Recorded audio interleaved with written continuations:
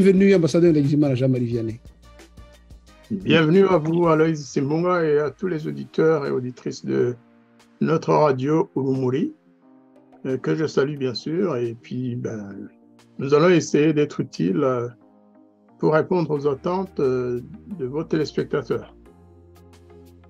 Merci beaucoup d'être avec nous. Nous vous avons invité aujourd'hui spécialement pour que vous puissiez nous parler de la deuxième commémoration du génocide contre les Hutus qui s'est déroulée, comme on le sait, à partir du 1er octobre 2023. Pour la deuxième fois, cette commémoration continue. Donc, vous allez nous en dire en long et en large. C'est pourquoi nous vous avons invité. Disons que je vais vous demander de nous éclairer sur trois grandes parties de notre émission de ce soir.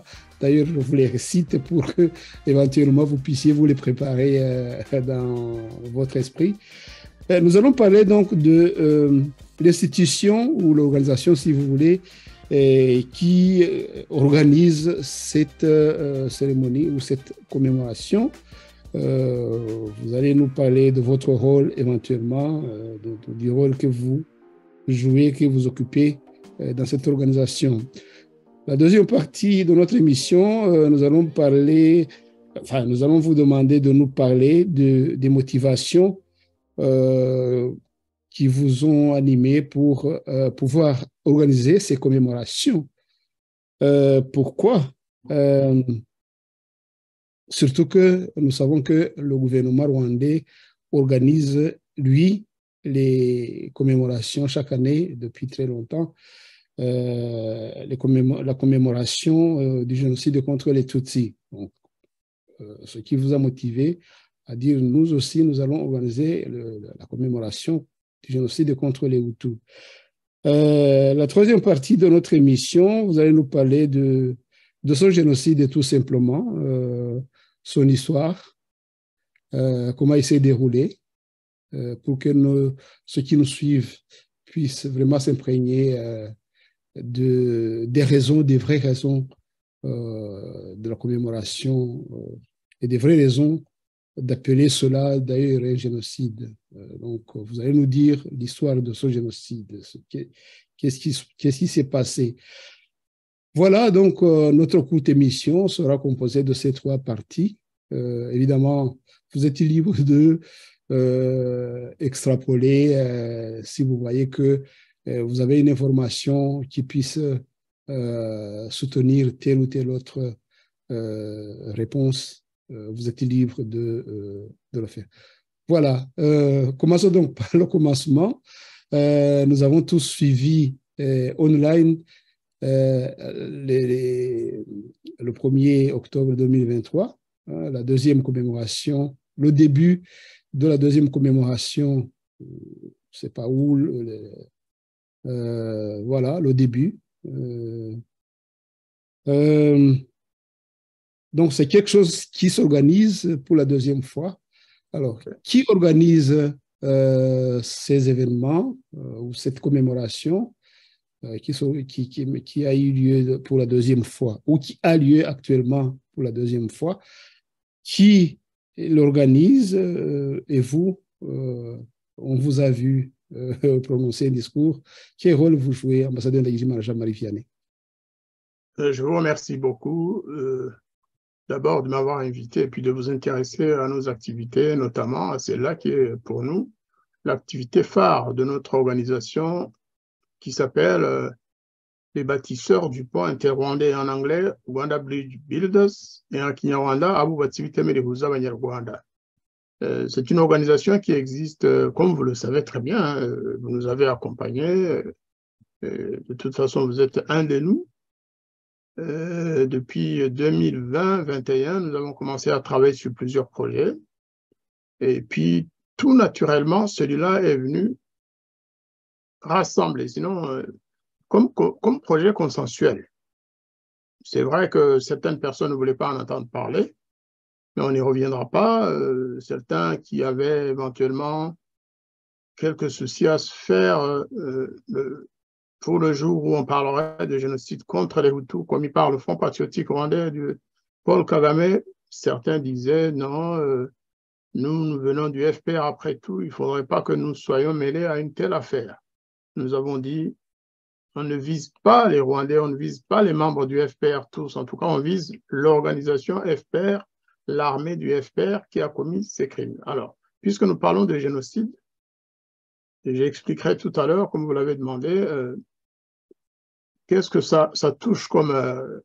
quels sont les crimes concernés que nous mettons, en avant comme crimes de génocide. Alors, donc, notre organisation Rwanda Bridge Builders, ou les bâtisseurs du pont inter-rwandais, c'est une traduction littérale de Rwanda Bridge Builders, en fait, sauf que nous avons ajouté Rwanda. Notre organisation comprend quelques dizaines d'associations, d'organisations, de partis politiques. Nous ne faisons pas de distinction parce que nous pensons que dans la lutte que nous avons menée depuis bientôt 30 ans contre l'injustice et contre la terreur d'un régime connu pour cela, qui est le FPR, eh bien, nous ne distinguons pas entre les partis politiques ou les associations sans but lucratif qui ne sont pas derrière le FPR. Les personnes privées peuvent faire partie de notre organisation et toutes ces organisations membres sont, on peut dire, ils sont partout dans le monde. Il y en a qui sont aux États-Unis, au Canada, en Afrique du Sud, aux États, plutôt sur le continent africain, dans plusieurs pays, Afrique du Sud, Malawi, Ouganda, Congo-Kinshasa, Cameroun, et puis sur le continent européen, il y a la France, il y a la Belgique, il y a l'Allemagne, il y a la Suisse, il y a les pays du Nord, les pays scandinaves. Donc, nous sommes vraiment partout dans le monde des gens qui sont mus par la volonté de dire la vérité, parce que sans vérité, on ne peut pas avancer.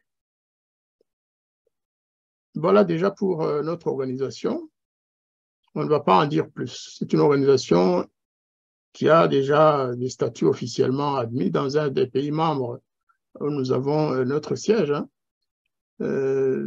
Et donc, précisément, pourquoi nous parlons de génocide et pourquoi nous tenons à commémorer les victimes de ce génocide, le génocide contre les Hutus, qui a eu lieu au Rwanda depuis 1990, octobre 90, et qui en 1996 s'est poursuivi en République démocratique du Congo ex-Zaïre à l'époque. Et aujourd'hui, les massacres commis par le régime de Paul Kagame, qui est un régime sous le contrôle d'un groupuscule de dirigeants Tutsis, nous devons le dire aussi. Cela ne veut pas dire que ce sont les Tutsis qui ont commis ce génocide, mais en tout cas, le régime qui prétend représenter les Tutsis, malheureusement, il se proclame d'obédience Tutsi et tout ce qui fait le révèle. Pourquoi nous avons tenu à mettre en exergue le génocide contre les Tutsis? Tout simplement parce que depuis 1994, le génocide des Tutsis... Contre les Hutus plutôt. Nous disons le génocide contre les Hutus. Voilà. Parce qu'en 1994, il y a un génocide qui a été commis au Rwanda contre les populations Tutsis et qui a été reconnu comme tel par les Nations Unies. Les conditions de reconnaissance ou de ceci ou de cela, on n'y reviendra pas ce soir. Nous reconnaissons qu'il y a eu un génocide contre les Tutsis au sein de RBB. RBB, c'est le sigle de Rwanda Bridge Builders. Donc nous, en ce qui nous concerne, nous reconnaissons ce génocide. Et personne ne nous amènera à dire le contraire, parce que nous savons en même temps que, ce serait un piège, et nous ne sommes pas là pour tomber dans des pièges faciles. Les Tutsis sont nos frères. L'organisation RBB, Rwanda Bridge Builders, bâtisseurs du pont inter-rwandais, c'est une organisation composée des 3 communautés ethniques rwandaises. Il y a pas longtemps, il n'y avait pas de battre quoi dedans, mais nous avons en tout cas une bonne parti de Bahutu, de Batutsi, et récemment, il y a un citoyen rwandais d'origine batwa qui veut se joindre à nous. Donc, nous le comptabilisons déjà parmi nous, et de toute façon, nous savons que ce travail répond aussi aux aspirations des Batwa qui ont toujours été exclus de tout ce qui fait avancer le Rwanda. Et donc, en 1994, le gouvernement de Kagame a déclaré que c'était le seul génocide qu'on pouvait reconnaître. Il l'a fait admettre aussi à certains gouvernements étrangers. Rappelez-vous, le président Macron, lorsqu'il est allé en visite au Rwanda, il a dit il n'y a qu'un seul génocide au Rwanda, il y a eu un seul génocide, et c'est le génocide des Tutsis. Et nous ne sommes pas d'accord. Le président Macron ne connaît pas mieux notre pays, ne connaît pas mieux notre histoire, et il a beau lire des rapports, mais il ne peut pas se mettre à la place des Rwandais qui ont souffert de ces massacres, qui ont souffert et qui souffrent encore de l'exclusion. Parce que demander à une partie de la population, surtout lorsque celle-là représente 75% ou 80% de la population rwandaise, les Hutus en l'occurrence, leur demander d'oublier leur mort, tout simplement parce que celui ou ceux qui les ont massacrés, aussi bien au Rwanda qu'en République démocratique du Congo, rappelez-vous, la chasse aux réfugiés pendant la guerre du Zaïre, en 1996-17, et même plus tard, leur dire de ne plus penser à leur mort, de ne plus penser à leurs parents qui ont été massacrés dans la forêt congolaise, c'est tout simplement inacceptable. Et donc, quelle que soit la position prise par certains pays étrangers, la France, les États-Unis et autres, eh bien, nous tenons à revendiquer le droit de rendre hommage à nos parents massacrés par qui qu'ils soient d'ailleurs, qu'ils aient été massacrés par des étrangers ou des Rwandais, par le FPR principalement. Nous avons le droit, et nous le revendiquons, de pouvoir leur rendre hommage par l'exercice de mémoire qui est reconnu à tous les peuples du monde. Sinon, ça devient un exercice ça devient du racisme tout simplement. Pensez que Parce que, excusez-moi de vous interrompre un peu, donc, parce que le gouvernement rwandais, lui, ne commémore que les morts d'une partie de la population Tutsi, donc la population Tutsi, et donc ce gouvernement ne fait rien pour les familles Hutus qui ont perdu les leurs. Pourquoi? Pourquoi le Rwanda veut occulter, le gouvernement rwandais veut occulter ces morts Hutus alors qu'eux aussi sont des Rwandais? C'est-à-dire que nous, comme je vous l'ai dit, nous reconnaissons le génocide contre les Tutsis qui a duré 3 mois selon les rapports officiels d'avril à juillet 1994 et qui aurait été arrêté par l'armée de Kagame, ce qui est un gros mensonge. L'armée de Kagame n'a jamais arrêté le génocide, au contraire. Il a même empêché la communauté internationale d'intervenir pour essayer de l'arrêter. Mais ce n'est pas le débat du jour. Toujours est-il que, justement, pour empêcher les Hutus de commémorer leur mort, de leur rendre hommage, de leur donner toute la valeur qu'ils méritent, parce que ce sont des innocents tombés par la méchanceté des hommes au même titre que les victimes Tutsis, ils ont mis en place une série de lois pour affirmer justement qu'il n'y a eu qu'un seul génocide et que tous ceux ou celui qui dit que le FPR aurait massacré des Rwandais, que le FPR a massacré des Rwandais, eh bien cela est considéré comme un crime de négationnisme. Négationnisme, c'est écrit... C'est ça, donc le FPR ne veut pas entendre parler qu'il y ait des massacres et des Hutus parce que c'est lui-même qui l'a fait. C'est lui-même, et il ne veut pas en entendre parler parce que parler des victimes Hutus, en fait, c'est accuser le FPR d'avoir commis ce génocide ou ces crimes contre l'humanité ou ces crimes de guerre ou la torture et autres. Aujourd'hui encore, si vous dites... Rappelez-vous d'ailleurs le cas de Mme Ingabire Victoire, hein, lorsqu'elle est rentrée au Rwanda en 2010, eh bien, il a suffi qu'elle dise qu'elle rendait hommage aux victimes Tutsis du génocide. Elle était alors allée visiter le mémorial de Gisozi, je pense, et à la sortie, elle a dit « Je rends hommage à mes compatriotes Tutsis qui ont été victimes du génocide. Mais je demande aussi que le gouvernement se préoccupe de plus en plus de parler des autres victimes. Elle n'a jamais prononcé les phrases qu'on lui a prêtées dans la suite. Cette phrase seule, qu'elle ait évoqué d'autres victimes, eh bien, il a été mis en prison, condamné à 15 ans. Vous pouvez parler aussi du chanteur Kizito Mihigo qui a chanté une chanson célèbre qui disait que, dont le contenu disait que il faut considérer toutes les victimes de tous les côtés qui doivent être égaux. Que les morts se valent, hein, donc qu'on ne doit pas établir une sorte d'apartheid entre les victimes, que tous les Rwandais qui ont connu le même sort, qui ont été tués par qui que ce soit, dans quelques circonstances que ce soit, par une armée, que ce soit le FPR ou que ce soit l'ancienne armée rwandaise, que ce soit les milices des deux côtés, que ces victimes-là avaient la même valeur. Et Kizito a chanté une chanson extraordinaire que les Rwandais vraiment ont reçue avec tous, alors, tous les Rwandais de tous côtés. Mais ça n'a pas plu au président Kagame, qui l'a mis en prison et il a passé des années à souffrir jusqu'au jour où le président a prétendu lui avoir accordé le pardon, mais en fait, c'était pour préparer sa mort. Il l'a assassiné quelques années après. Oui. Kizito, qui est un rescapé Tutsi du génocide de 94. Il faut que les gens le sachent. Même lui, il pouvait bien sûr, lui, il avait le droit, n'est-ce pas, de rendre hommage à ses parents, il l'a fait à plusieurs reprises, de rendre hommage aux victimes Tutsi, il l'a fait à plusieurs reprises, il a chanté, il a composé plusieurs chansons dans ce sens-là, mais il a suffi qu'il dise que tous les Rwandais ont la même valeur devant la vie, devant les lois et devant la mort, pour être considéré comme un ennemi de ce régime et pour être tué.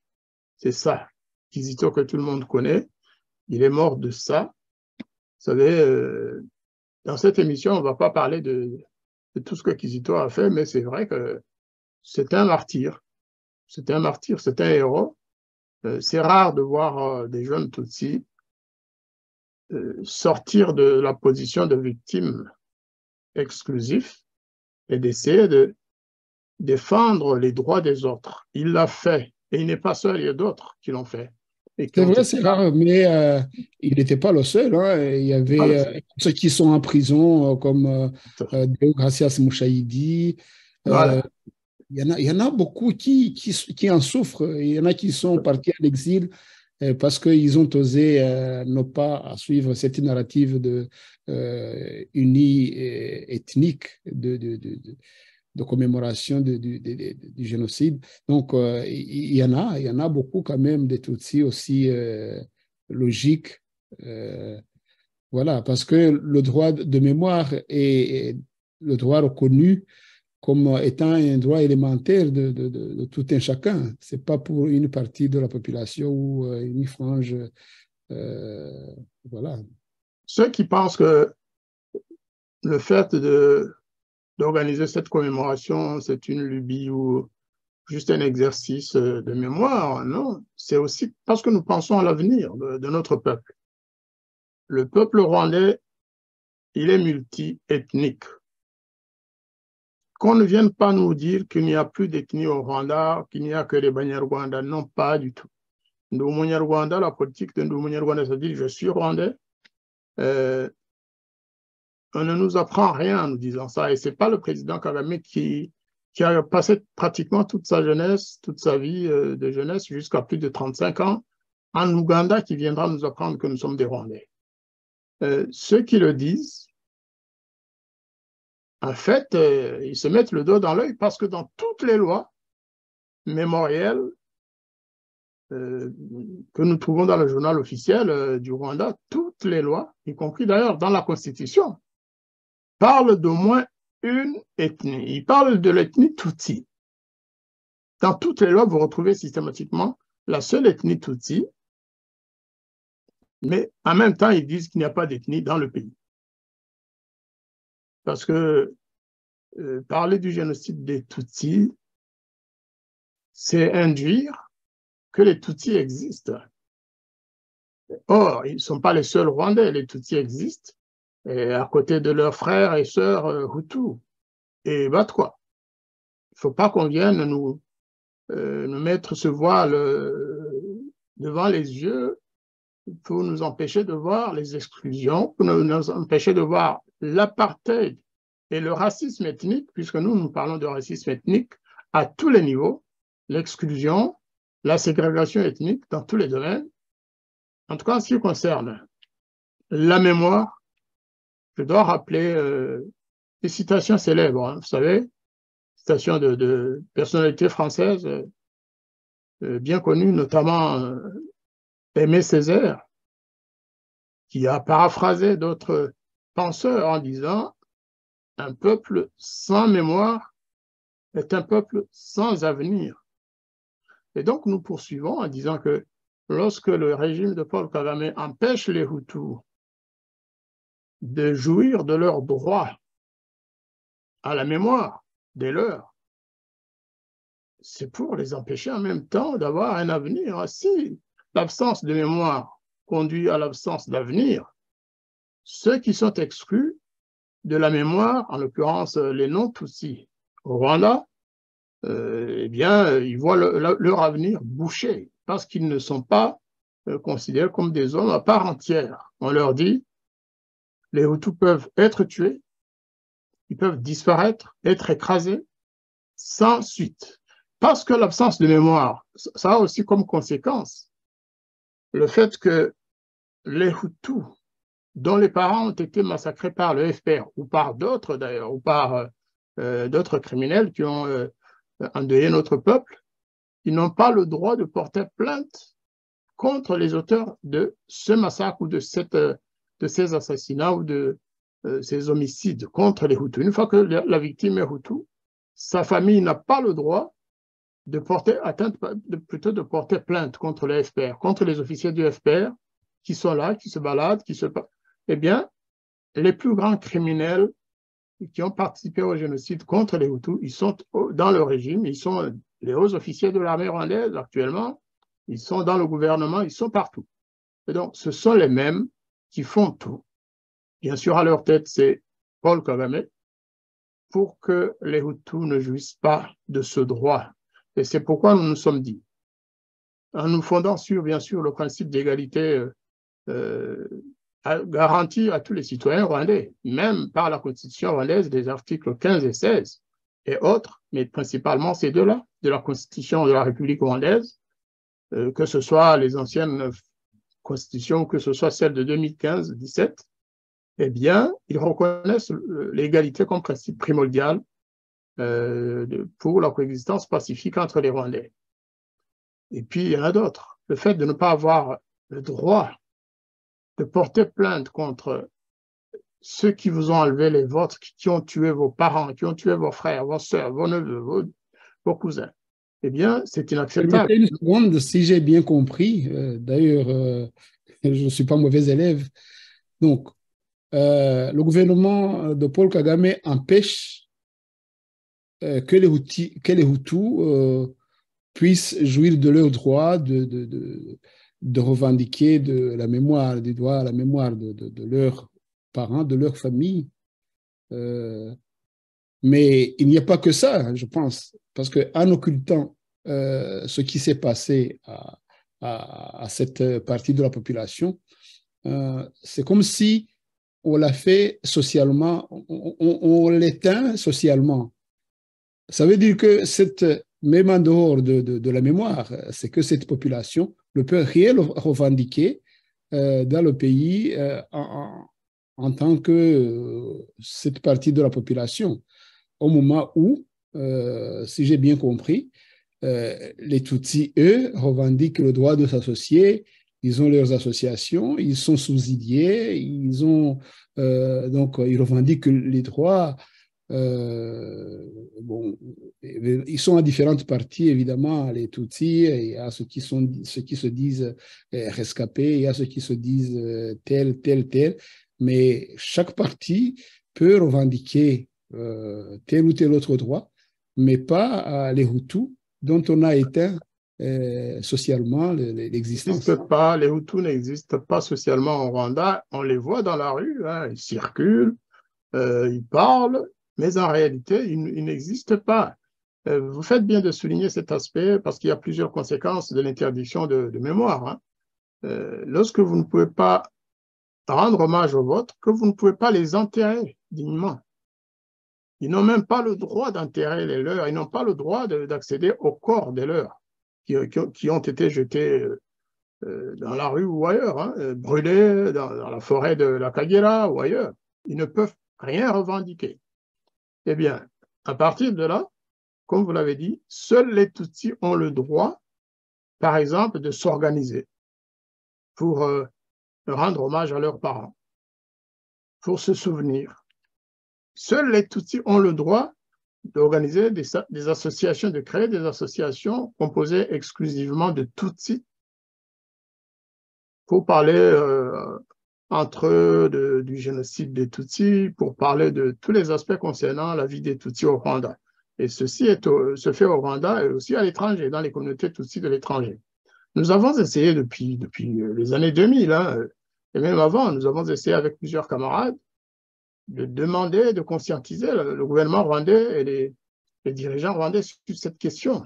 Nous avons écrit des lettres.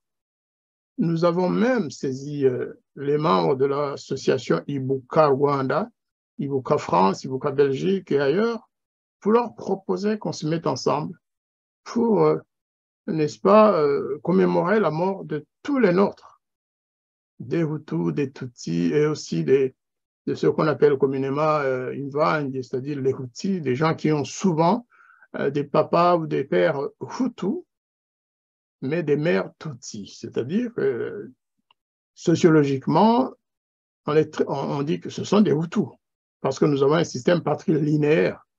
Mais en réalité, le patrilinéaire, c'est bien, mais ça n'empêche pas quelqu'un qui appartient à une communauté sociologiquement parlant, est aussi des parents Tutsis. Vous savez, on n'avait même pas le droit d'aller à leur cérémonie. Et ils nous l'ont fait savoir, que ce soit en Belgique ou un sénateur belge qui travaille avec le FPR nous a dit que nous étions là au mémorial des Tutsis pour salir le sang des Tutsis. Et en France, un autre personnage assez célèbre, le président de SOS Racisme, a dit la même chose, que le simple fait d'évoquer les victimes Hutus, que c'est salir le sang des Tutsis. Alors ça nous a poussé vraiment à nous révolter. C'est ainsi. Et c'est proche de la philosophie nazie. C'est du racisme. Le triste racisme. Les personnes qui ont prononcé ces mots le savent parce que nous leur avons fait comprendre, mais ils sont protégés. Ils sont protégés par le gouvernement rwandais, mais aussi quelque part par le gouvernement français qui ne reconnaît ce droit qu'aux seuls ressortissants rwandais Tutsis. Les Hutus en France n'ont pas le droit de commémorer les morts Hutus. On le fait, mais de manière un peu marginale. Sauf que maintenant, que le monde le sache, nous allons commémorer la mort de nos parents, leur rendre hommage et revendiquer davantage de droits en ce qui concerne les Hutus, sans oublier les victimes Tutsis, bien sûr.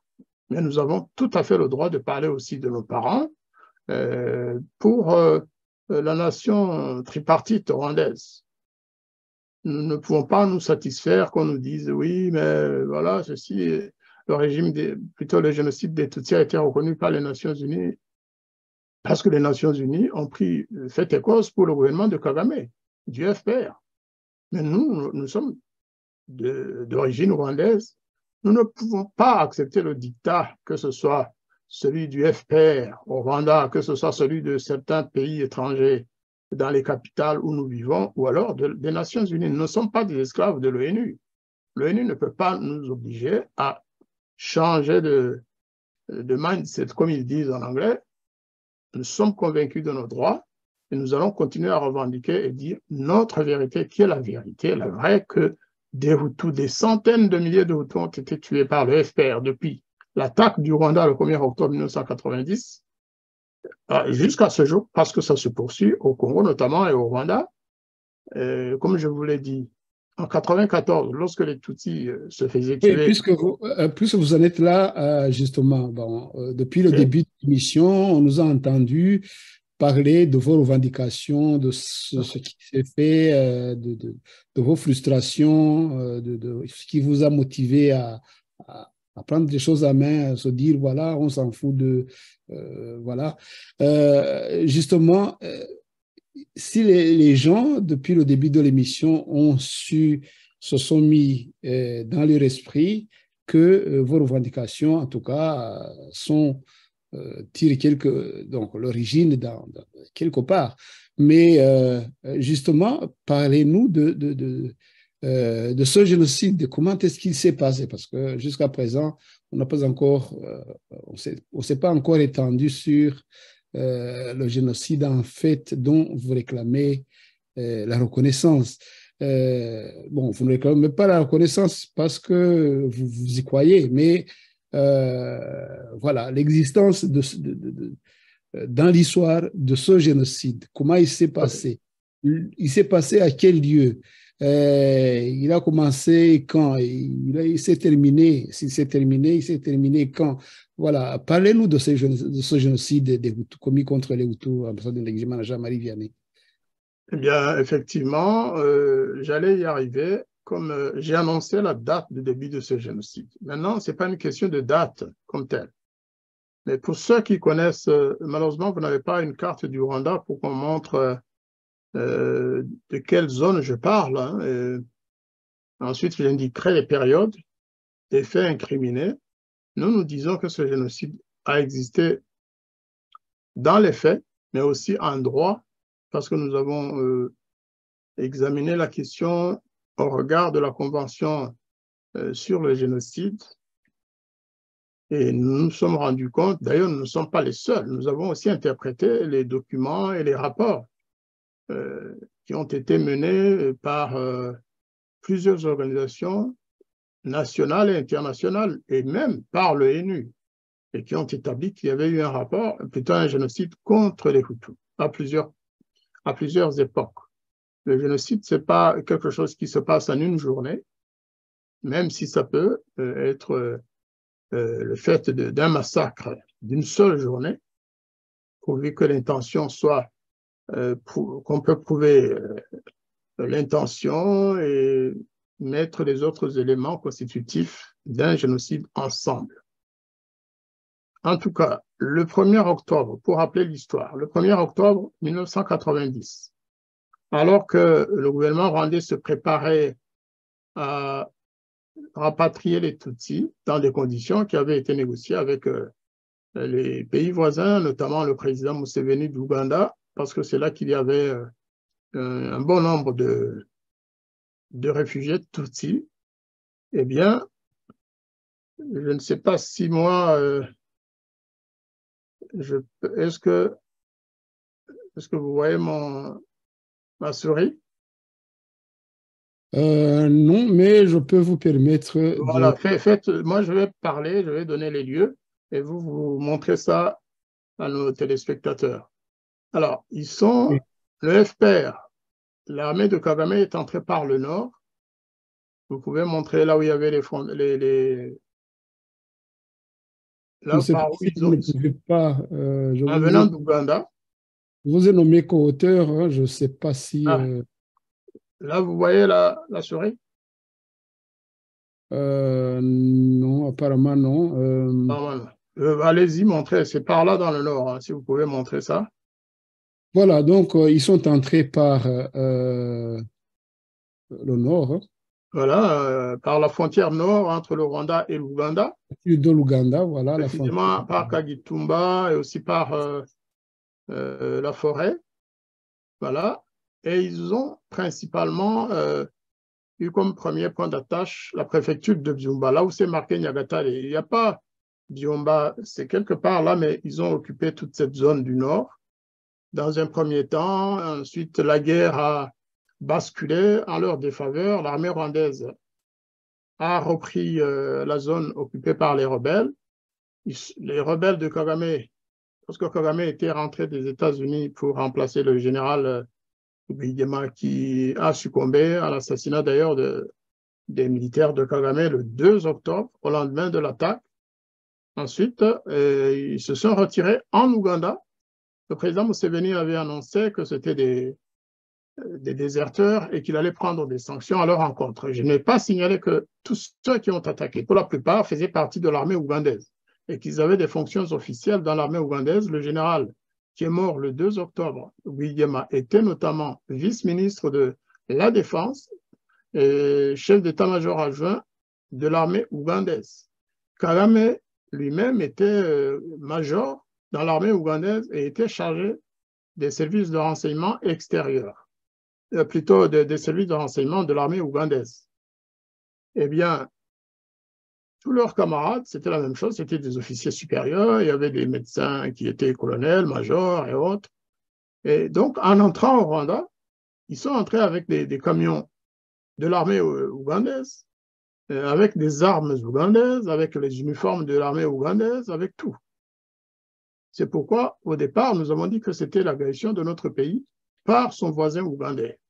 Quelque temps après, sous pression de la communauté internationale de certains pays voisins, le président Habyarimana, qui était au pouvoir au Rwanda, a reconnu que c'était effectivement une composante des réfugiés rwandais venus d'Ouganda. Certains nous disent, c'est des témoignages que nous avons reçus des membres du FPR, hein, qui étaient membres de cette armée d'invasion. Nous avons appris que, dans un premier temps, l'armée rebelle n'a pas ciblé particulièrement les Hutus. Ils ont tué tout ce qui bougeait pour pouvoir occuper le terrain, sans devoir enquêter, sans devoir se renseigner davantage ou faire des listes. C'est à leur retour, dans la deuxième phase du retour des rebelles du FPR, que l'affaire était... Et la phase qui correspond à Kagame à la tête du FPR, en fait. Voilà, c'est la phase, voilà, lorsqu'il était là déjà. La phase de l'attaque des FPR correspond au leadership de Kagame sur l'armée patriotique. Non, il était déjà là lorsqu'ils ont été refoulés. Parce que Kagame est revenu des États-Unis après le 10, et il a vite traversé avec ses amis. C'est là qu'il a donné l'ordre à Kabarebe, qui était son homme de main, d'ailleurs, qui, semble-t-il, a participé à l'assassinat du général Rwigema. C'est là qu'il leur a dit, écoutez, à partir de maintenant, ne suivez plus la discipline que vous avez imposée le général Rwigema, qui a été traité par Kabarebe de lâche, en fait. Il a dit, désormais, vous êtes une armée de tueurs. C'est Kabarebe qui nous l'a dit, qui nous l'a révélé ces derniers temps. Les mots utilisés par Kagame exactement, c'était « You are a killing machine ». Vous êtes une machine à tuer à partir d'aujourd'hui. Le major Furuma avait déjà écrit tout ça hein, dans ses témoignages, parce qu'il a fui le Rwanda autour des années de 2008 je pense, ou 1998, quelques années après, qui est un Tutsi ougandais aussi. Eh bien, il avait dit que le président Kagame et son équipe avaient élaboré un plan d'extermination des Hutus qui portait des noms, qui s'appelait Fagia, ou bien qu'est-ce qu'il avait encore donné comme nom? Fagia. Punguza. Punguza, ça veut dire, ou bien vous nettoyez tout, ou alors vous réduisez le nombre des Hutus au maximum, c'est-à-dire vous en tuez le plus possible. Et c'est cette instruction de Kagame qui a été suivie depuis 1990 jusqu'à aujourd'hui. Dans le nord, là où vous voyez Nyagatare, Ngarama, cette zone-là, eh bien, ils ont tué des jeunes, des enfants, des mamans, des hommes, des vieux, tous âges, sur base de leur ethnie. Et là où ils trouvaient des Tutsis, avec un groupe de Hutus qu'ils avaient rassemblés au préalable dans Par exemple, l'affaire du stade de Byumba, il y avait des Tutsis. Et Kagame a dit non, non, non, tuez tout le monde. Il a participé d'ailleurs lui-même à ce massacre parce que les jeunes officiers qui étaient autour de lui, notamment ses gardes du corps et d'autres, ils nous ont dit, Kagame lui-même a pris, je pense, comment ils appellent cette arme-là, qu'ils aiment utiliser ça, eh bien, il a tiré dans le tas avec ses militaires. Kalachnikov. C'était plus que ça, c'était, je pense, une sorte de mitrailleuse qui tirait plusieurs balles. Et Kagame rigolait, c'est ce qu'on nous a dit. Et donc, ce n'est pas une vue de l'esprit, c'est des faits réels. Nous avons eu plusieurs témoignages d'officiers et de sous-officiers du FPR qui ont participé à ces massacres et ça ne s'est jamais arrêté jusqu'en 1994. Alors, l'astuce de Kagame, comment il a pu cacher cela aussi bien aux Rwandais qu'aux étrangers qui ne connaissaient finalement que ce qui se passait dans la zone occupée par l'armée rwandaise. Si vous pouvez montrer la ligne frontière jusqu'en 1993 où il y avait la zone neutre ou la zone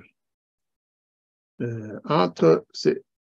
Parce que le FPR avait finalement avancé jusque dans la zone de Kinihira, ils avaient occupé aussi une partie de Byumba. C'était une ligne qui traversait tout le pays d'est en ouest. Oui, c'était une ligne qui va plus ou moins, je ne sais pas si vous regardez ma souris. Voilà, on la voit. Ligne jusque plus ou moins ça. Là, voilà. C'est pas bien. Et donc, jusqu'en 1994, il faut que les gens qui nous suivent sachent que toute cette zone au nord était occupée par le Front patriotique rwandais, l'armée de Paul Kagame. Et le sud était occupé par le gouvernement rwandais. La différence entre la perception du monde extérieur et même des Rwandais de l'intérieur qui étaient sur le territoire du gouvernement, c'est que personne ne savait ce qui se passait dans la zone du FPR. Parce que la presse était interdite, les observateurs étrangers ne pouvaient pas y arriver, alors qu'à plusieurs reprises, les organisations internationales telles que Human Rights, Amnesty, FIDH et autres pouvaient venir enquêter dans la zone gouvernementale. Je me souviens même que le président Habyarimana leur donnait tous les moyens pour circuler. Et donc, il faisait des rapports sur c'était un massacre qui avait eu lieu contre les Tutsis ou contre les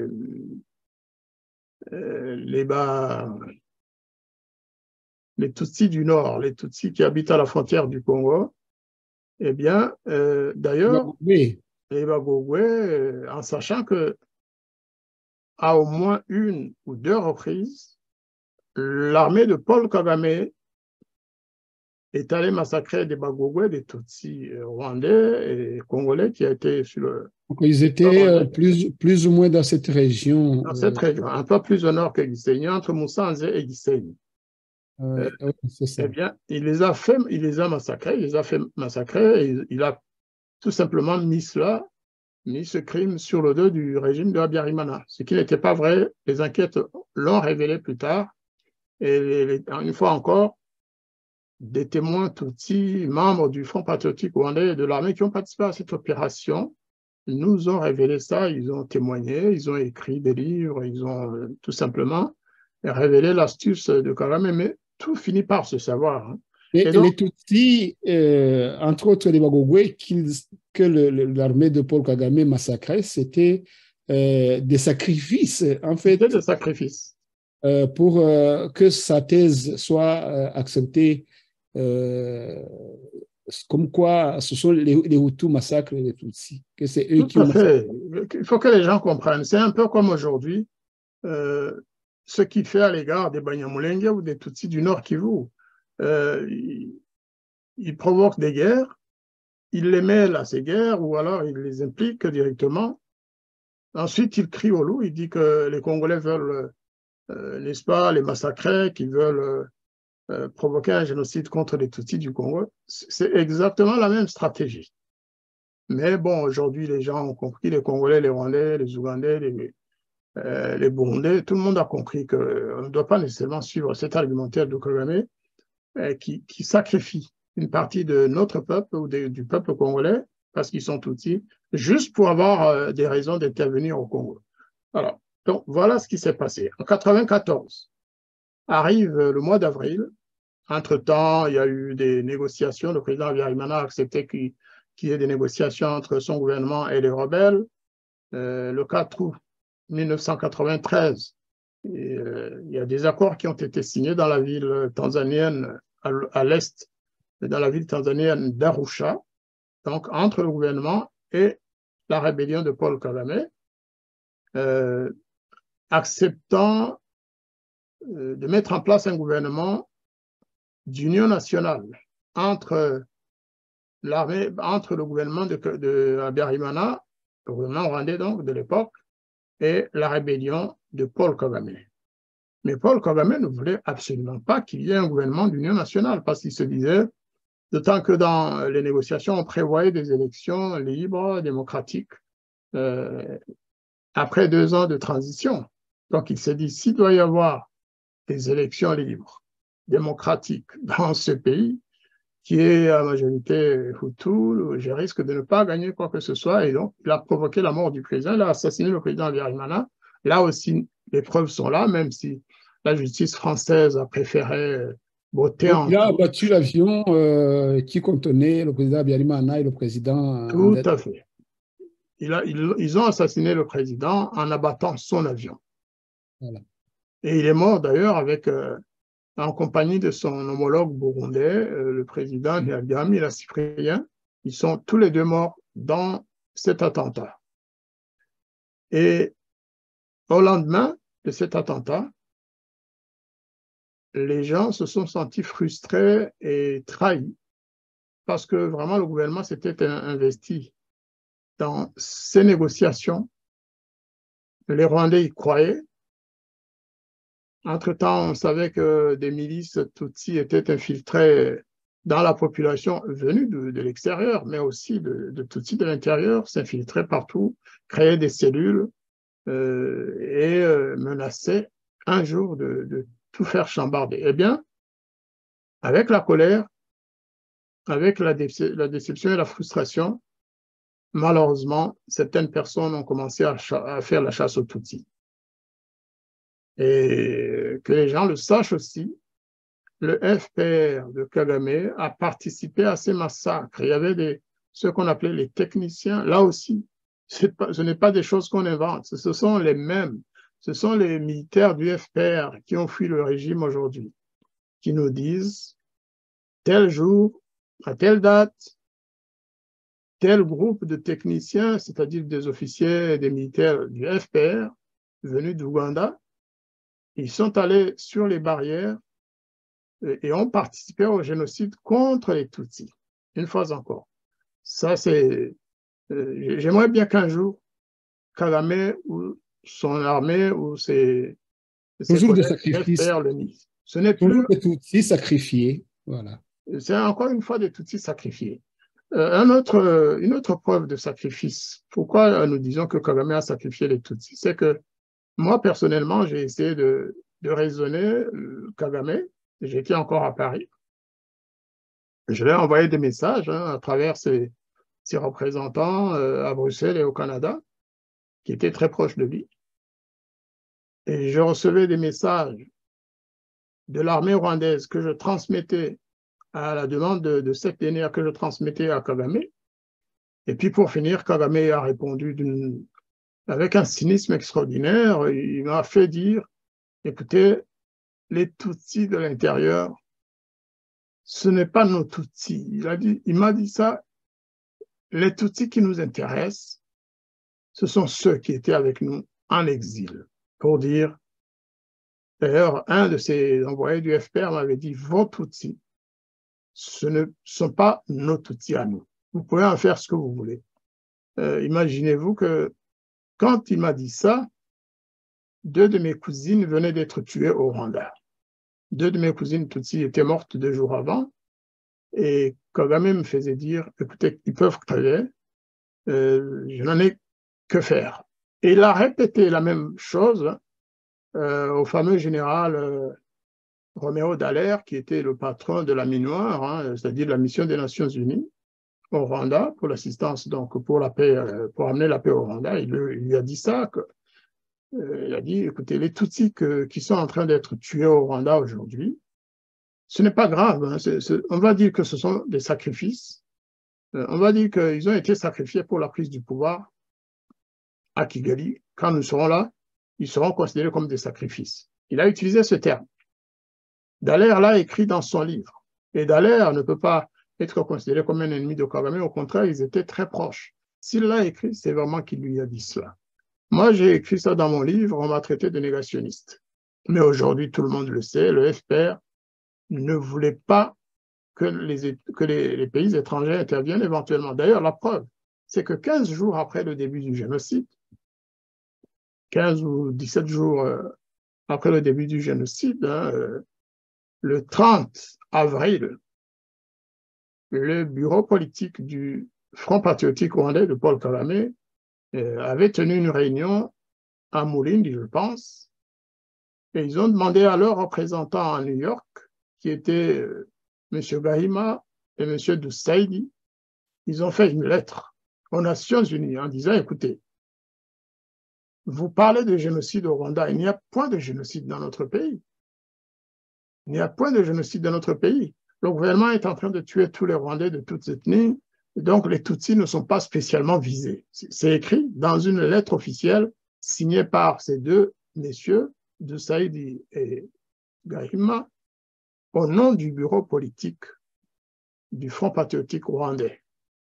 C'est écrit. Et il a ajouté dans la même lettre, ils ont ajouté que tout pays ou toute organisation qui se permettrait de venir au Rwanda pour essayer d'arrêter la guerre, parce que l'objectif c'était la guerre pour Kagame, alors que l'armée rwandaise demandait une trêve. Il faut qu'on aille, que les deux côtés aillent arrêter les massacres des Tutsis. Kagame a dit, il n'en est pas question. Tous ceux qui viendront pour essayer d'arrêter cette guerre seront considérés comme des ennemis et nous allons nous battre contre eux. Donc, n'intervenez pas, laissez les gens mourir pour que nous puissions prendre le pouvoir à Kigali. Et ce sont les mêmes, Kagame et ses camarades, qui après ont sauté sur l'occasion, bien sûr, hein, parce qu'ils avaient tout préparé pour dire que oui, voilà, il y a eu un génocide. Oui, nous le disions tous. Mais ce qu'ils n'ont pas dit, c'est qu'eux ont participé à ce génocide en empêchant la communauté internationale de venir, n'est-ce pas, essayer de stopper le génocide, en menaçant même. Voilà, merci d'avoir sorti cette déclaration. C'était le 30, ils ont signé ça à New York parce qu'ils étaient les représentants du Front patriotique rwandais à New York. Vous pouvez montrer les signataires, hein, si vous voulez bien, à la fin de la lettre.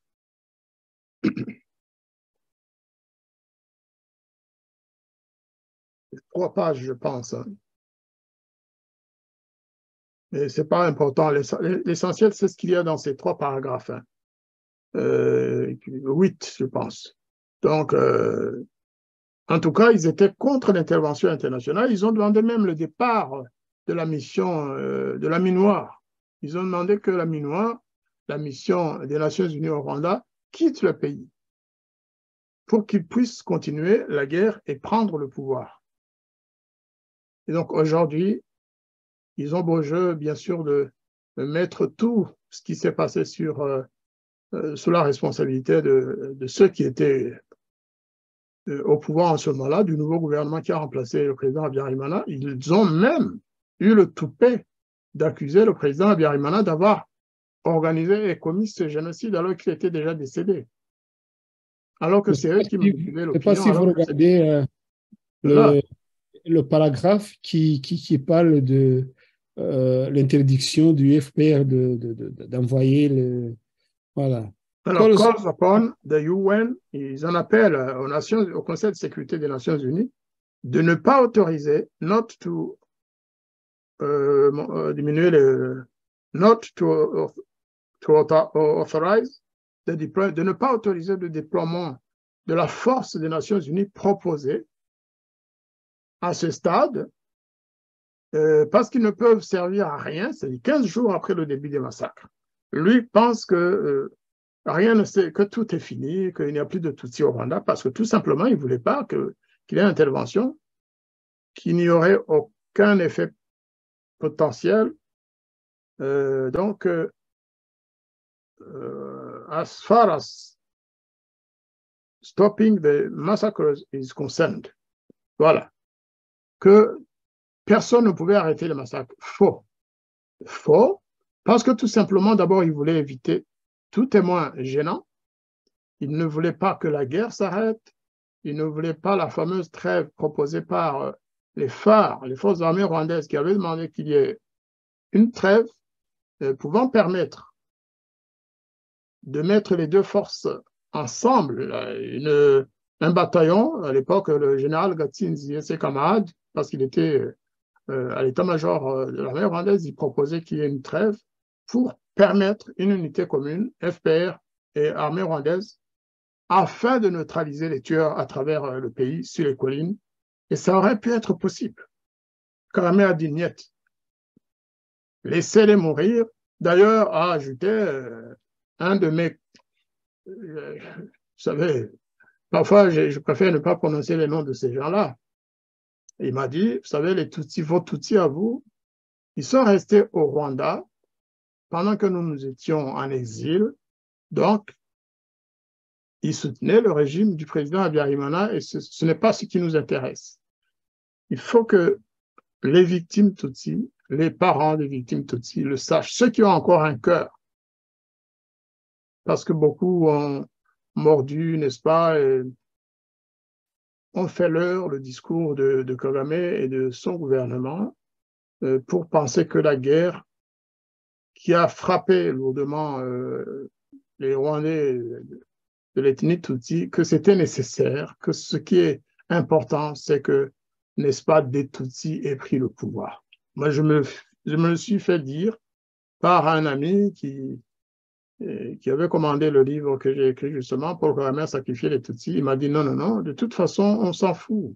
Ce qui est important, c'est que le FPR a pris le pouvoir. Nos parents qui sont morts, celui-là qui me l'a dit, il n'avait pratiquement plus de membres de sa famille en vie.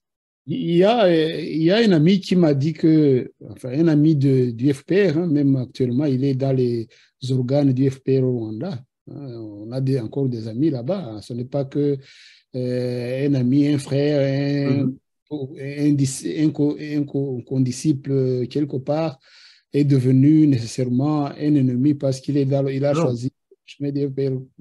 Voilà. Alors, récemment, il m'a dit, voilà. Mais Kagame, il n'a pas tort. Quand il a dit qu'il a arrêté le génocide, je dis quoi? Toi-même, tu le sais bien que... Il dit non, il a arrêté parce que justement, quand il a refusé qu'on protège les Tutsis du pays, donc qu'on les tue et qu'on les extermine et qu'on les finisse, en fait, c'était pour terminer le génocide. En y participant, à ce génocide. Hein. C'est un peu une façon cynique de voir, enfin, cynique de voir les choses. C'est dans la culture des Imhotani, parce que, vous savez, c'est l'ancienne armée de l'ancien roi, le dernier roi avant le coup d'État de Luchunf, bien sûr, le roi Wigiri. Donc c'est ça, le sacrifice de soi-même et le sacrifice des siens éventuellement. Pour pouvoir régner pacifiquement, il faut d'abord tuer, sacrifier les gens. C'est toute une culture. Je pense que l'intérêt, justement, de souligner ça pendant cette émission, c'est de montrer que s'il n'avait pas un cœur, un petit peu de compassion pour ses co-ethnies, donc les Tutsis comme lui, comment pouvait-il avoir un brin de compassion ou d'humanité pour un Hutu, lui qui était considéré comme étant voilà, quelque chose à effacer, parce que c'est lui qui faisait la barrière entre Kagame et le pouvoir. Donc voilà, c'est ça l'intérêt de souligner quelque chose comme ça, que Kagame a sacrifié ses Tutsis sciemment. Il a sacrifié les Tutsis, il a participé à leur massacre. Il a sacrifié des membres de sa famille, la reine Gichanda, qui était à Bruxelles quelques jours avant, le 6 avril.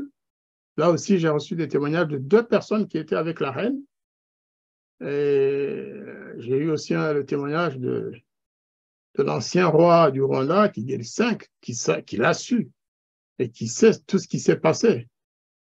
Eh bien, Kagame, qui était son neveu, parce que la mère de Kagame, c'est une sœur de la reine, hein, sœur ou demi-sœur, en tout cas, c'était des sœurs.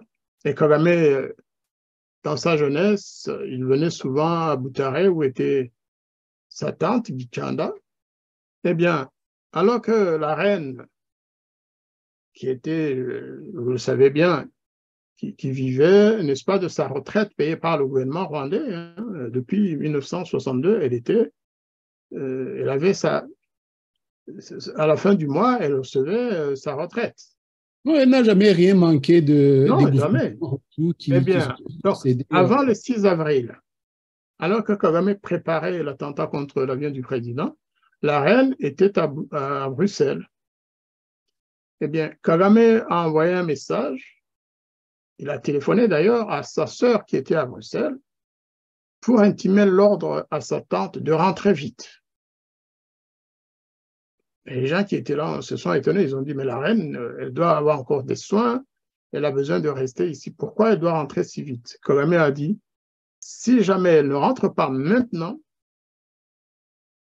je coupe les vivres. Les vivres, ça veut dire, alors qu'elle bénéficiait en même temps de l'aide du gouvernement, mais Kagame, bien sûr, l'aidait, lui qui avait des fonctions, qui avait gardé ses fonctions dans l'armée ougandaise, hein, et qui était, n'est-ce pas, subventionné par l'armée ougandaise. Il a dit, tout s'arrête entre elle et moi si elle ne rentre pas. La reine a dû repartir au Rwanda, et quelques jours après, lorsque les massacres ont commencé, bien sûr, elle a subi le sort des autres Tutsis.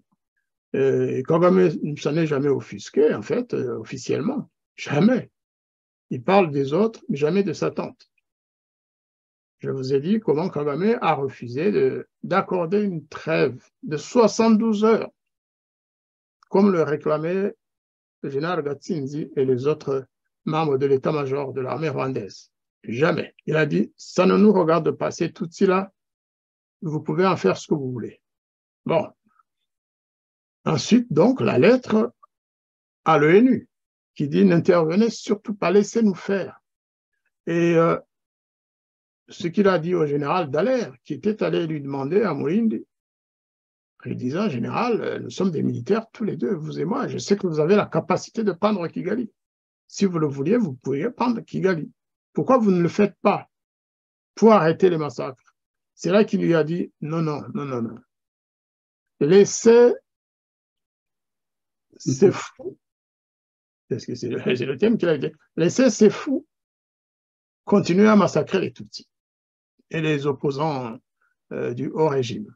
Il a dit, laissez-les continuer, parce que pendant qu'ils s'occupent de massacrer les gens, ils se dispersent, s'affaiblissent et finalement se mettent en situation de culpabilité. C'est Kagame qui parle, hein, en disant, il a dit, mon général, merci de m'avoir suggéré cela, mais je ne le ferai pas. J'attends qu'ils continuent à tuer, qu'ils se fatiguent. Et le jour où ils vont se fatiguer, alors je vais leur sauter dessus. En somme, quand il n'y aura même plus de Tutsis à sauver, c'est la vérité.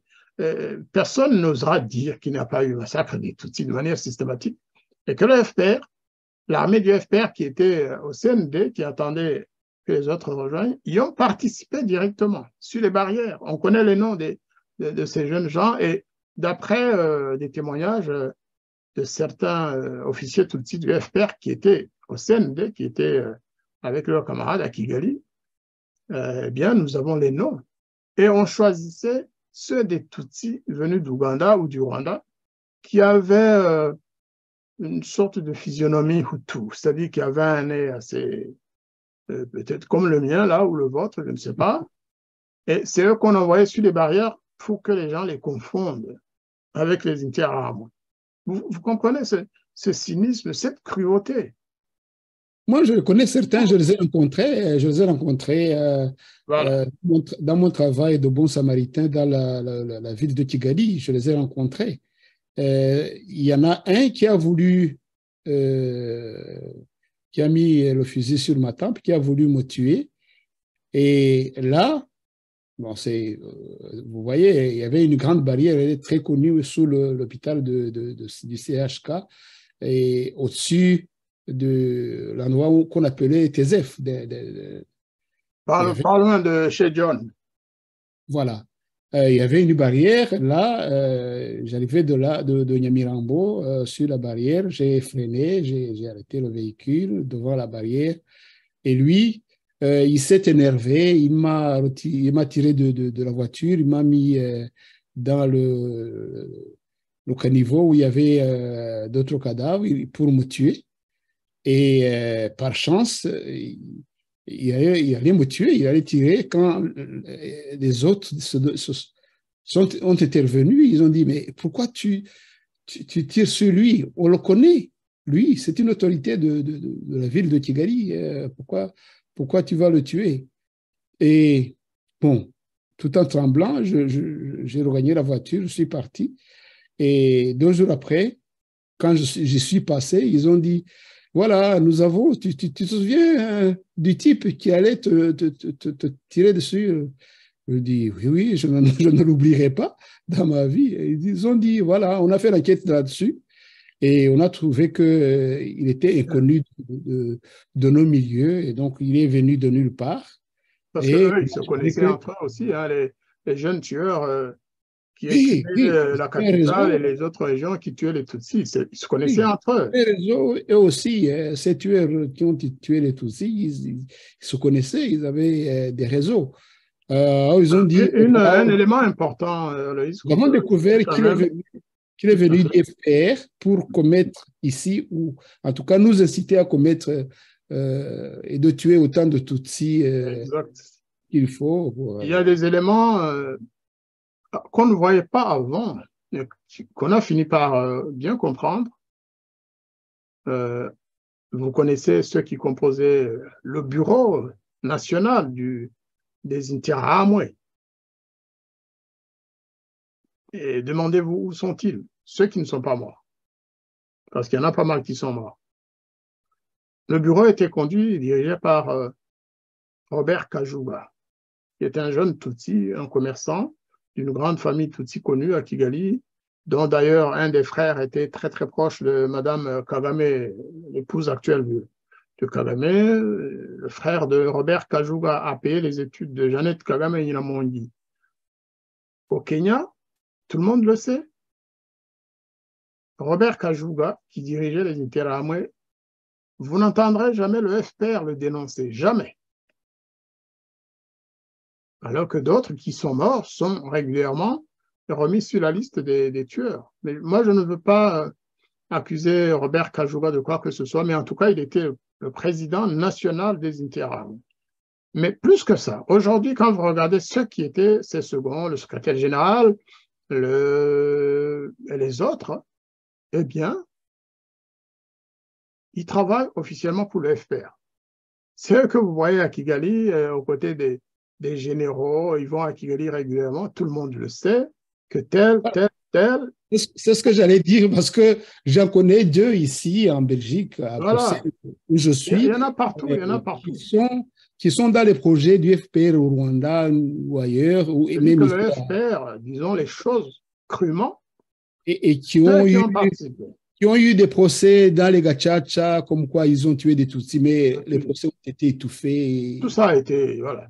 Tout simplement parce que beaucoup de ces jeunes travaillaient pour le FPR en même temps. Ils massacraient les Tutsis tout en sachant qu'ils le faisaient sur ordre du FPR. Et après le génocide, ils ont été récompensés par le FPR. C'est quand même terrible.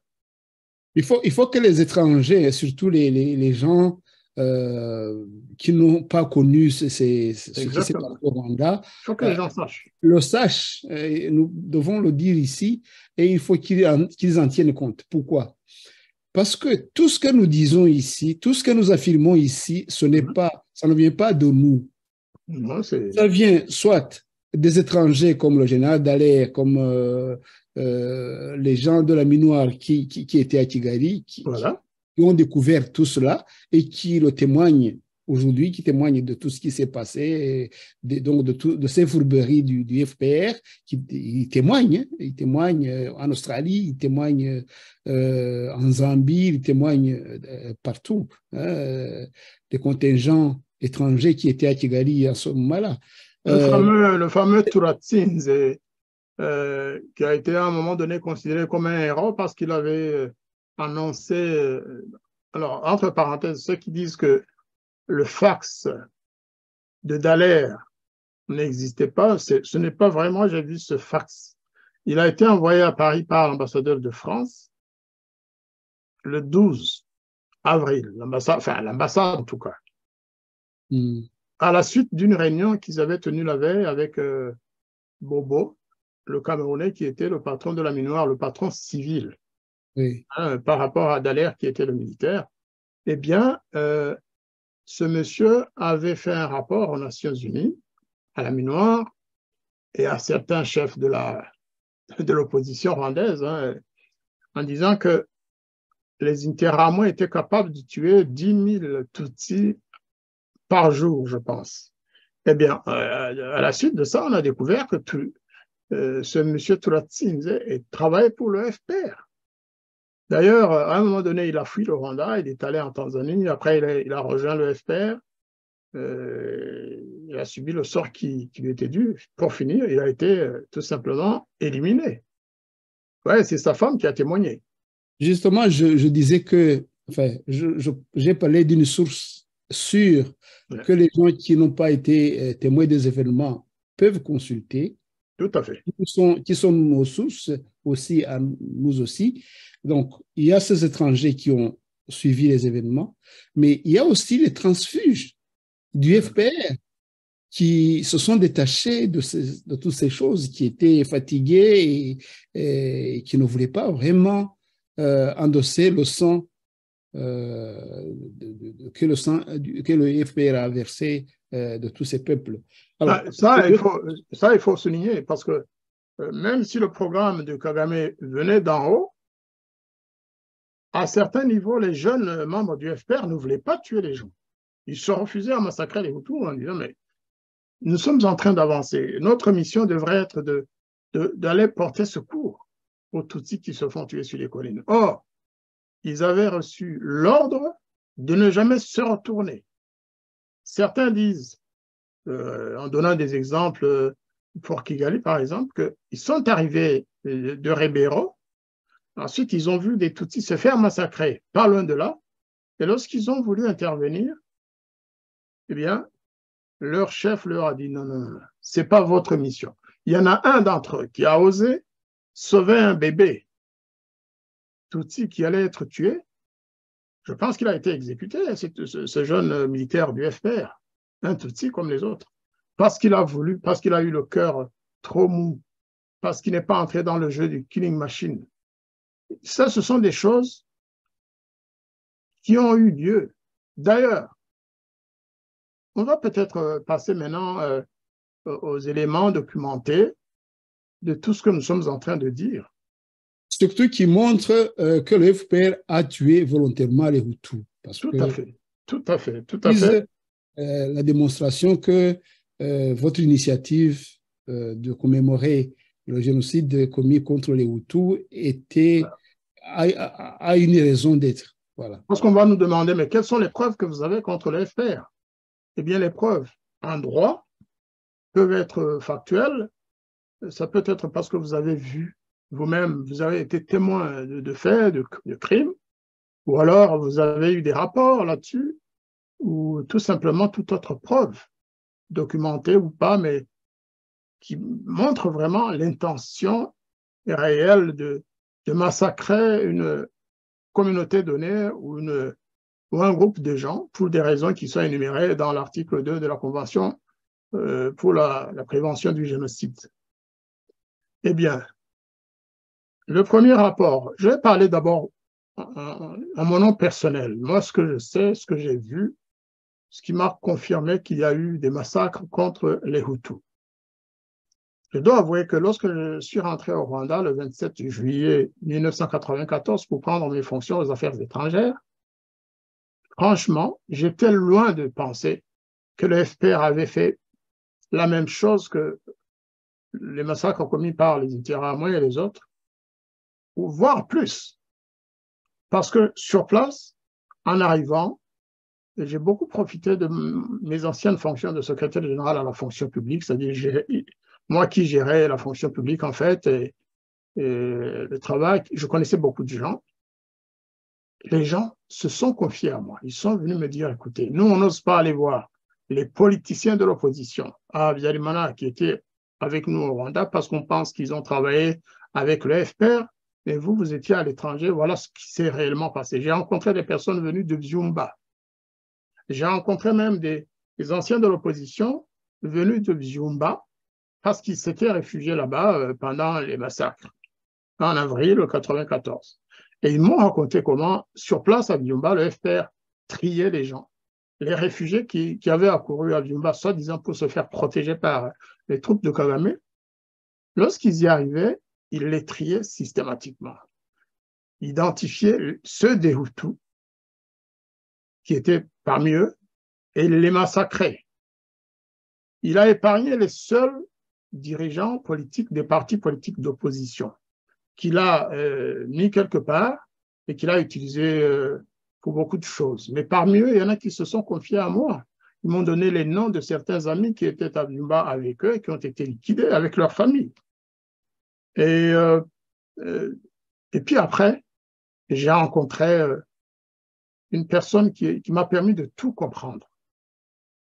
C'est feu Alison Desforges, que certains considéraient comme l'ennemi des Hutus, entre guillemets, alors que ce n'était pas vrai. C'est elle qui m'a ouvert les yeux, vraiment, qui m'a dit, écoute, nous avons fait une enquête à Byumba, à Ruhengeri, et sur toute la zone occupée par le FPR, nous l'avons fait dans la discrétion, et nous avons eu aussi des témoignages, nous avons eu des confidences d'officiers du FPR qui nous prouvent que Kagame a ordonné un massacre systématique des populations Hutus.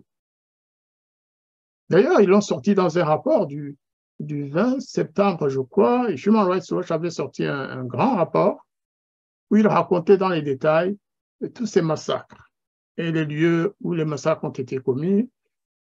Alison Desforges, si on l'accuse d'être contre le FPR ou contre les Tutsis, ce ne sera qu'injustice. C'est vraiment, ce sera une injustice parce qu'elle s'est battue pour essayer de faire arrêter la guerre sans jamais qu'on la comprenne. Et d'ailleurs, souvent, elle se faisait insulter ou traiter de pro-FPR. Ce n'est pas vrai. En tout cas, en juillet, août, septembre 1994, ce n'était pas le cas. Moi, j'ai découvert une Alison Desforges qui était triste, qui regrettait d'avoir aidé le FPR d'une certaine manière, alors que ce sont des criminels. Deuxième élément, c'est le fameux rapport Garcenis. Le rapport Garcenis avait été commandé par le HCR de Genève, c'est-à-dire par Mme Ogata et les instances du HCR. Une enquête, évidemment, doit rester quelque part discrète. Elle ne peut pas être publique, elle ne peut pas, avant même que les résultats ne soient obtenus. Donc, ils ont envoyé une équipe d'enquêteurs dont le chef était quelqu'un de chevronné, quelqu'un qui a fait d'autres enquêtes dans des territoires en guerre, comme en Somalie, comme au Soudan et ailleurs. M. Robert Garçon, qui était américain en plus, dont on ne peut pas non plus parler d'anti-FPR ou d'anti-Tutsi, comme certains ont voulu le faire. Il a fait son enquête. L'objectif de l'enquête, c'était de voir si l'ensemble du territoire occupé maintenant, après la guerre, après la fuite des forces armées rwandaises au Zaïre, au Burundi et ailleurs, pour voir si les populations avaient la sécurité nécessaire et si les réfugiés pouvaient être rapatriés. J'ai dit que c'est un rapport commandé par le HCR. Le HCR, c'est le Haut Commissariat aux réfugiés, bien sûr. Et il était question de rapatrier nos compatriotes qui étaient au Zaïre surtout au Zaïre, en Tanzanie aussi. Mais on ne peut pas rapatrier les réfugiés comme des moutons, comme un troupeau de je ne sais quoi. Le rapport Garcenis, qui m'a été remis en main propre dans mon bureau du ministère des Affaires étrangères, concluait sans doute, sans embâche, sans aucun doute en tout cas, que le FPR, depuis qu'il a pris le pouvoir, était occupé à commettre un génocide contre les Hutus. C'est écrit dans le rapport Gersony. J'ai assisté à des allées venues des autorités rwandaises au niveau de la Minoire à Kigali, et ensuite à New York et Washington pour essayer d'étouffer ce rapport. Et ce rapport m'avait été présenté par, ce n'est pas n'importe qui me l'a présenté, c'est l'ancien secrétaire général adjoint de l'ONU, Kofi Annan, un Africain comme nous, un homme tout de même qu'on ne pouvait pas non plus accuser d'être anti-FPR ou dans... Non, c'est lui qui m'a remis ce rapport en main. Il m'a donné le temps de le lire, sauf qu'il n'a pas voulu me laisser la copie. Et la copie, je l'ai eue ensuite. Il faut voir le tollé qui a suivi cette affaire. Le gouvernement ne voulait pas en entendre parler. Kofi Annan a été menacé. Ensuite, il est retourné à New York.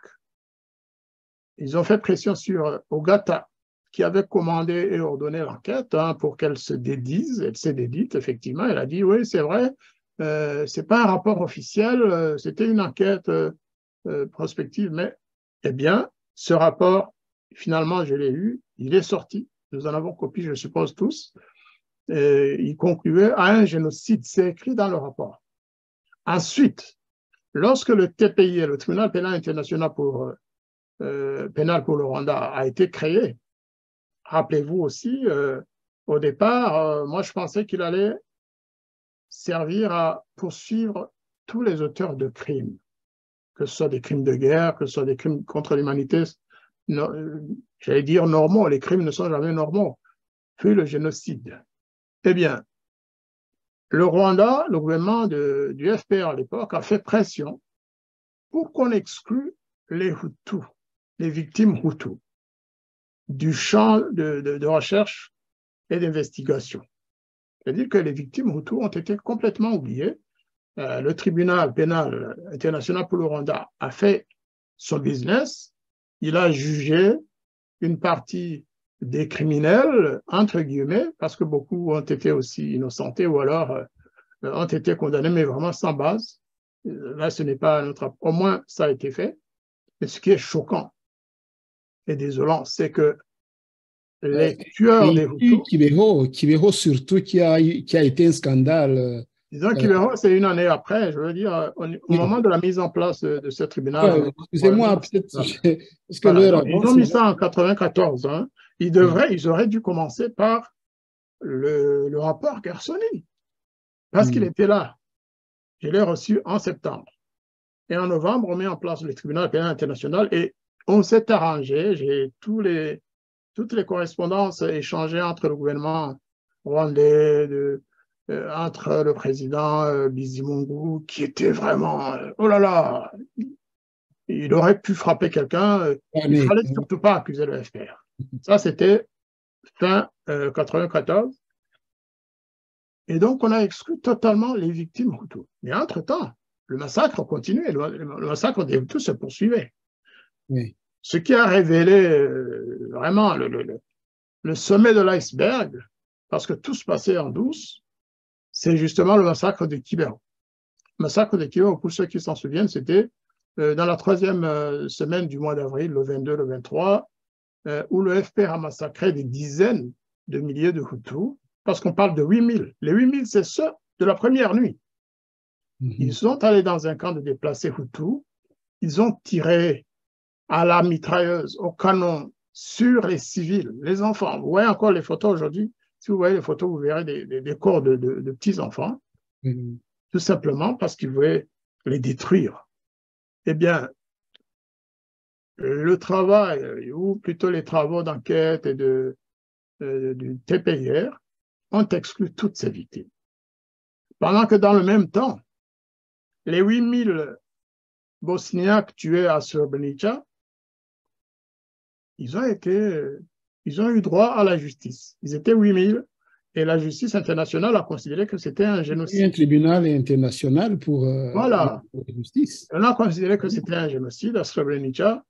À l'époque, nous disions, mais parce que ce sont des Blancs, vous dites génocide. Alors que le massacre le plus documenté au Rwanda, celui de Kibero, qui a occasionné En tout cas, plus de 10 000, parce que 8 000, c'était sur le terrain. Le massacre qui s'est passé en plein jour tout à fait. Devant, les militaires des Nations Unies. Le personnel des Nations Unies, Tout notamment les militaires de la mission pour le Rwanda et les humanitaires, qui étaient là à regarder eux-mêmes comment le FPR massacrait ces Hutus. Et là, ça fait taire pas mal de détracteurs quand même qui continuaient, notamment les détracteurs du rapport Yessoni, de tout. Sauf que, Aloïse, cher ami, cher frère, vous savez, c'est là que tout cet apartheid a commencé, c'est-à-dire faire le distinguo entre les morts. Vous avez des corps Hutus, 8 000 corps étendus là, plus ceux qui ont été tués sur leur route, ceux qui ont été forcés de rentrer chez eux.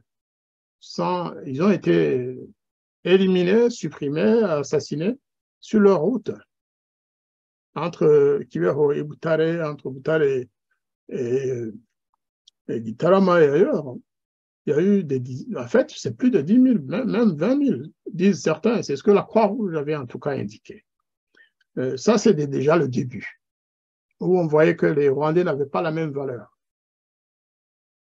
Après, cela s'est poursuivi, le massacre s'est poursuivi, et lorsque le FPR est arrivé à Cyangugu, après le départ de la Minoire, là, je n'ai pas parlé de Byumba, Kibungo, Ruhengeri Gisenyi, etc. En tout cas, beaucoup de massacres sont commis dans la préfecture de Cyangugu, dans le sud-ouest, après le départ de la Minoire et après le départ de Turquoise, parce que l'opération Turquoise était stationnée à Cyangugu, du Congo et Kibuye. Après le départ de ces officiers de la paix, eh bien, le FPR a tué des dizaines de milliers de Hutus dans ces zones-là. Voilà. Vous pouvez indiquer un peu où ils étaient, les Français, plus la Minoire. Les Français étaient... Voilà, cette partie-là, avant Gikongoro, vers Cyangugu, jusqu'à Cyangugu, en face de Bukavu. Et puis Gisenyi, en face de Goma, dans le nord. Ils ont profité du départ de la mission turquoise. Descendez la carte un peu. Voilà, Gisenyi, c'est en face de Goma. Et ils ont massacré des dizaines et des dizaines de milliers de gens avant 1996, où Kagame a ordonné à son armée de traverser la frontière pour aller massacrer les Hutus dans les camps des réfugiés. Et là aussi, tout le monde le sait, ce n'est pas des choses que nous inventons, parce que dans la suite, il y a eu le rapport Mapping. Une fois encore, un rapport commis par l'ENA, c'est-à-dire qui a été mené par, qui a été la suite d'une enquête menée par les Nations Unies, la Commission des droits la Commission des Nations Unies pour les droits de l'homme, et qui concernait les crimes commis entre 1993 et 2003 au Zaïre, Congo. Eh bien, le rapport Mapping a démontré qu'il y avait eu des crimes de nature, crimes de guerre, crimes contre l'humanité, mais aussi des crimes relevant du génocide. C'est écrit noir sur blanc dans ce rapport. Oui, je peux vous aider en montrant sur la carte voilà, la zone qu'occupaient les réfugiés Hutus qui venaient de fuir au Rwanda. Donc, certains ont traversé le lac Kivu, d'autres sont passés par la frontière nord à Gisenyi et les autres par la frontière sud à Cyangugu. Et tous ces camps de réfugiés étaient sur la partie est de la RDC, plus ou moins dans cette partie. Et ce qui s'est passé, donc vous faites bien de parler de ces zones frontalières parce que lorsque le FPR a traversé au Congo pour détruire ces camps de réfugiés, il les a ramenés par force et les autres ont pris la fuite pour aller très loin à l'intérieur du Zaïre. Mais il disait que ceux qui sont restés au Congo, au Zaïre, venaient tout près des frontières, notamment à Cyangugu et à Gisenyi, même à Ruhengeri. qu'ils essayaient d'entrer par là, aidés par la population locale. La population locale, sauf à Kiangougou, il y a peut-être un peu plus de mélange, mais côté Gisenyi, Moussa Anzé, c'était des fiefs bon, majoritairement occupés par les Hutus. Et donc, le FPR, ça s'est fait aussi au clair au jour. Donc, ils ont massacré des collines entières donc, dans cette zone sous prétexte qu'ils seraient en connivence avec les Hutus qui rentraient pour attaquer encore une fois le Rwanda et récupérer le pouvoir. Voilà, donc c'est cette zone qui a été vraiment victime du massacre des Hutus au vu et au su de tout le monde et de façon systématique sur donc nettoyer les communes, les collines entières de Hutus sous prétexte qu'ils étaient en connivence avec eux. Voilà, à Kiangou, c'était aussi la même chose.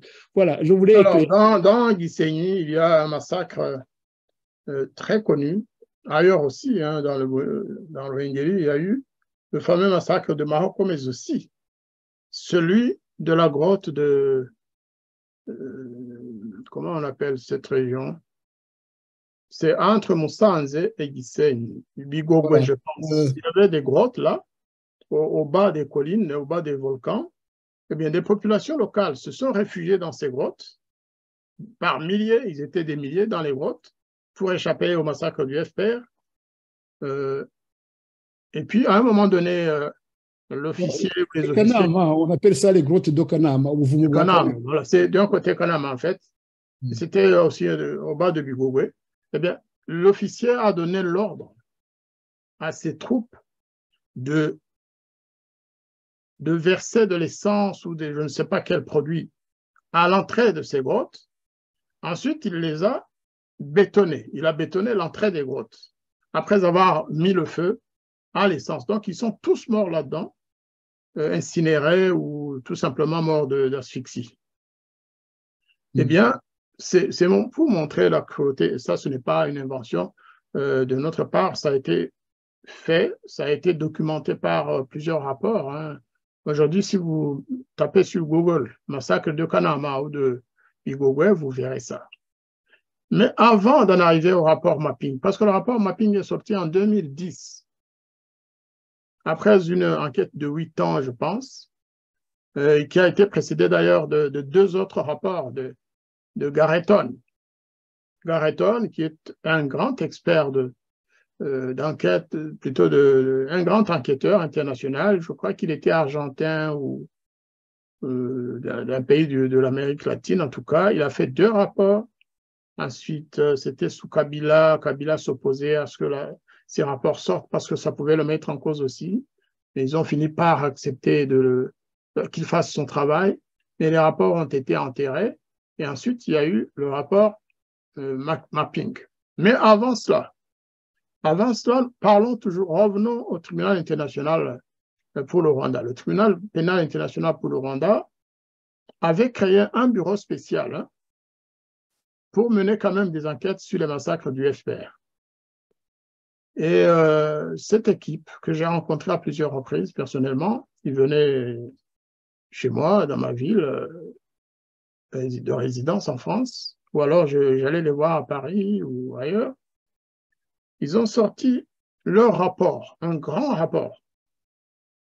Ils l'ont donné en copie d'abord à l'ancienne juge présidente Louise Arbour, qui n'a pas osé aller jusqu'au bout parce qu'elle avait peur. Déjà, elle a été chassée du tribunal aussi, hein, il faut qu'on le dise, même si elle a contribué quelque part à nourrir et à alimenter cet apartheid, cette discrimination mémorielle et judiciaire. Ensuite, lorsqu'elle est partie, Madame Carla Del Ponte, une Suissesse, était devenue procureure. Elle a reçu le rapport sur les massacres du FPR. Eh bien, quelque temps après, lorsque les enquêteurs voulaient que les poursuites commencent, que Carla Del Ponte avait accepté leur proposition et elle allait ouvrir effectivement des poursuites contre des officiers du FPR dont nous possédons la liste, parce que les enquêteurs avaient établi la liste de ceux qui ont participé à l'assassinat du président Habyarimana, de ceux qui ont massacré les populations à gauche à droite, de ceux qui ont participé même au massacre des Tutsis. Tout ça a été documenté. Et ils avaient les noms des jeunes officiers Tutsis qui avaient participé à ces massacres sur les barrières, voilà.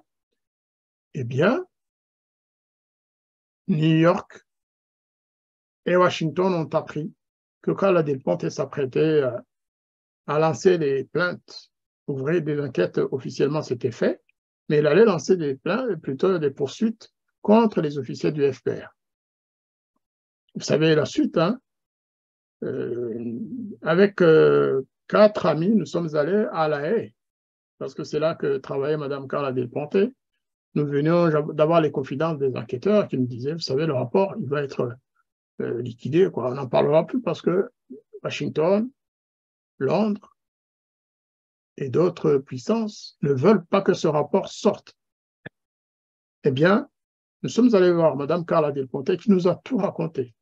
Au début, elle était assez réticente. Elle voulait surtout savoir comment j'avais eu cette information parce que après avoir reçu l'information sur le blocage de ce rapport, eh bien, j'ai fait, avec mes amis, nous avons fait un communiqué pour condamner ce déni de justice. Donc, Carla Del Ponte, qui au départ était hésitante, nous a dit à la fin, écoutez les gars, je vous comprends. Vous avez perdu vos parents. Nous avons un rapport qui confirme que le FPR a tué des Hutus à gauche, à droite dans le pays, et même au Congo. Nous allons ouvrir des poursuites.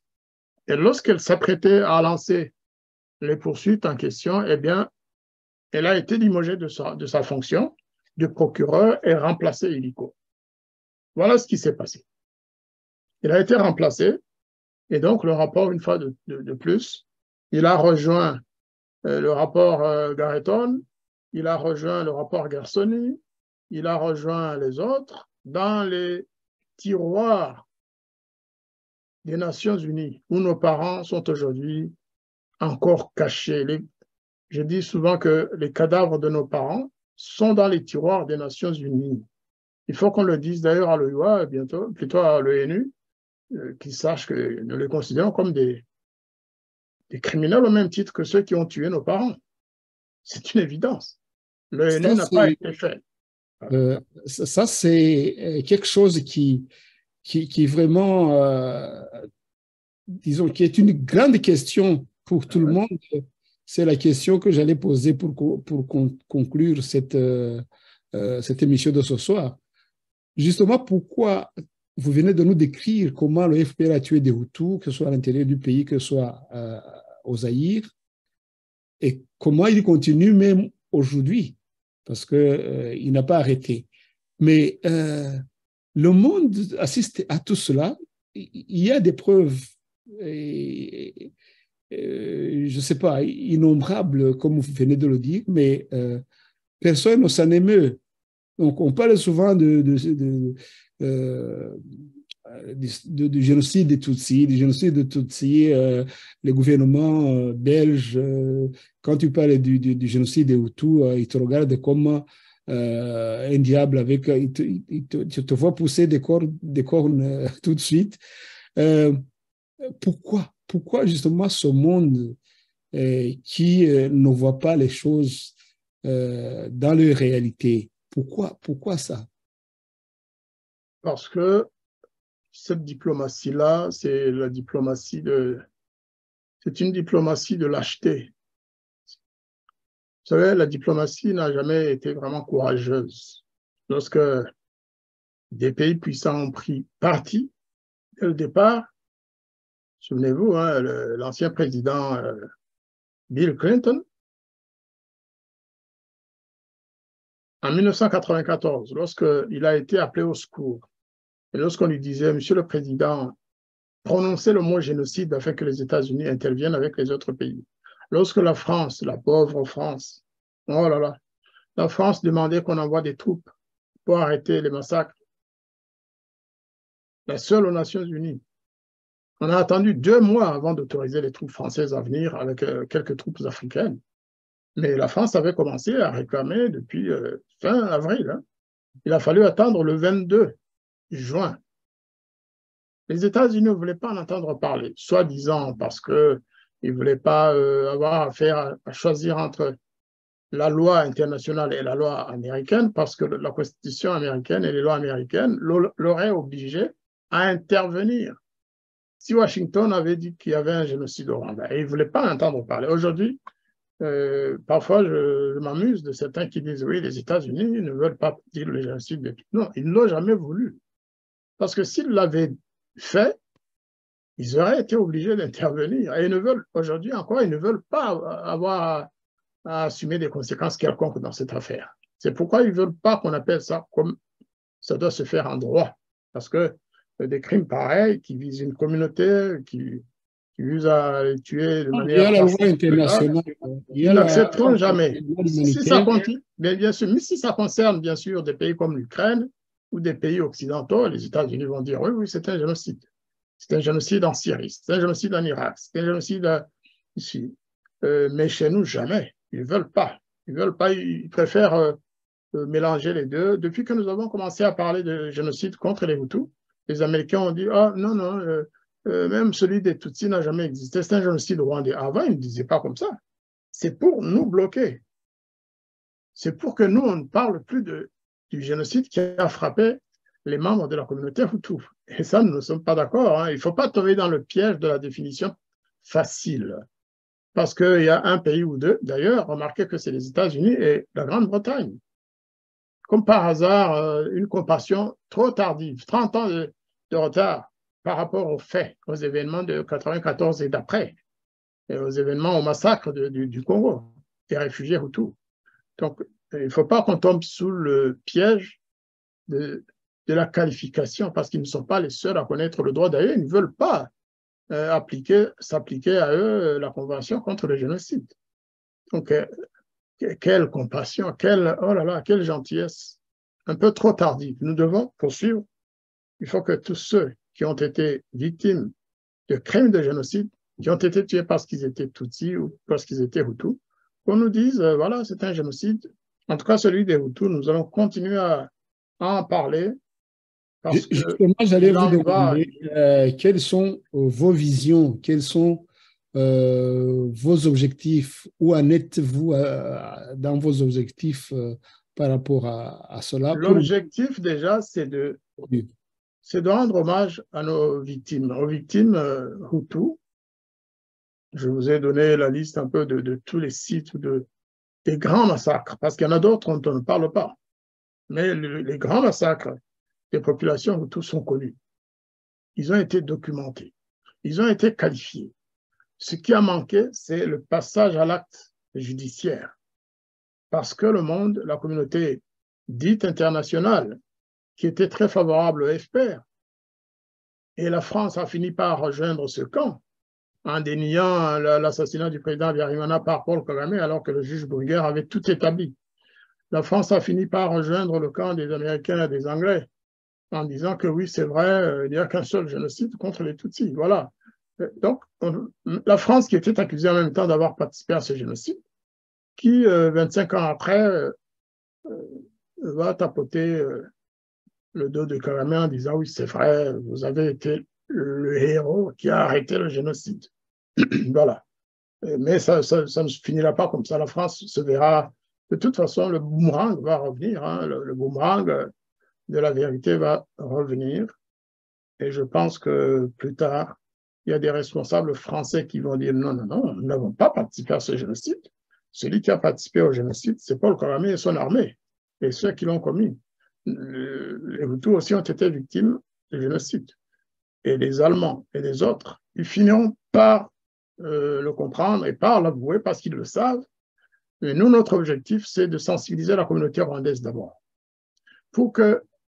Parce que ce qui se cache derrière cette discrimination, c'est quoi? Nous l'avons dit au départ, c'est aussi de culpabiliser l'ensemble des Hutus. Dire que tous les Hutus sont des génocidaires, que ce sont tous des criminels. On le voit tous les jours, même en France. Des gens qui n'étaient pas au Rwanda, qui sont harcelés, voire même parfois arrêtés parce qu'ils étaient Hutus. Et on dit, ah, vous aussi, vous êtes Hutus, donc vous avez pu participer au génocide. Donc c'est vraiment pour, si vous voulez régner sur un peuple éternellement, il n'y a pas mieux que de le stigmatiser en disant que c'était un peuple génocidaire. Là, vous l'avez muselé une fois pour toutes, et vous l'avez tué définitivement, en fait. Vous avez massacré physiquement les membres de ce groupe, mais vous avez aussi ajouté un autre élément, c'est de traiter toute la communauté visée, la traiter de génocidaire et de criminels. Et c'est ce que nous ne voulons pas. Nous sommes prêts à tout. Nous savons que c'est dangereux. Nous savons qu'on va nous traiter de négationnistes parce que c'est ce que la loi rwandaise dit. Que quand vous affirmez que le FPR a fait des massacres, vous êtes négationniste. Et la sanction, la peine est conséquente en matière de négationnisme au Rwanda. Eh bien, nous acceptons le prix à payer.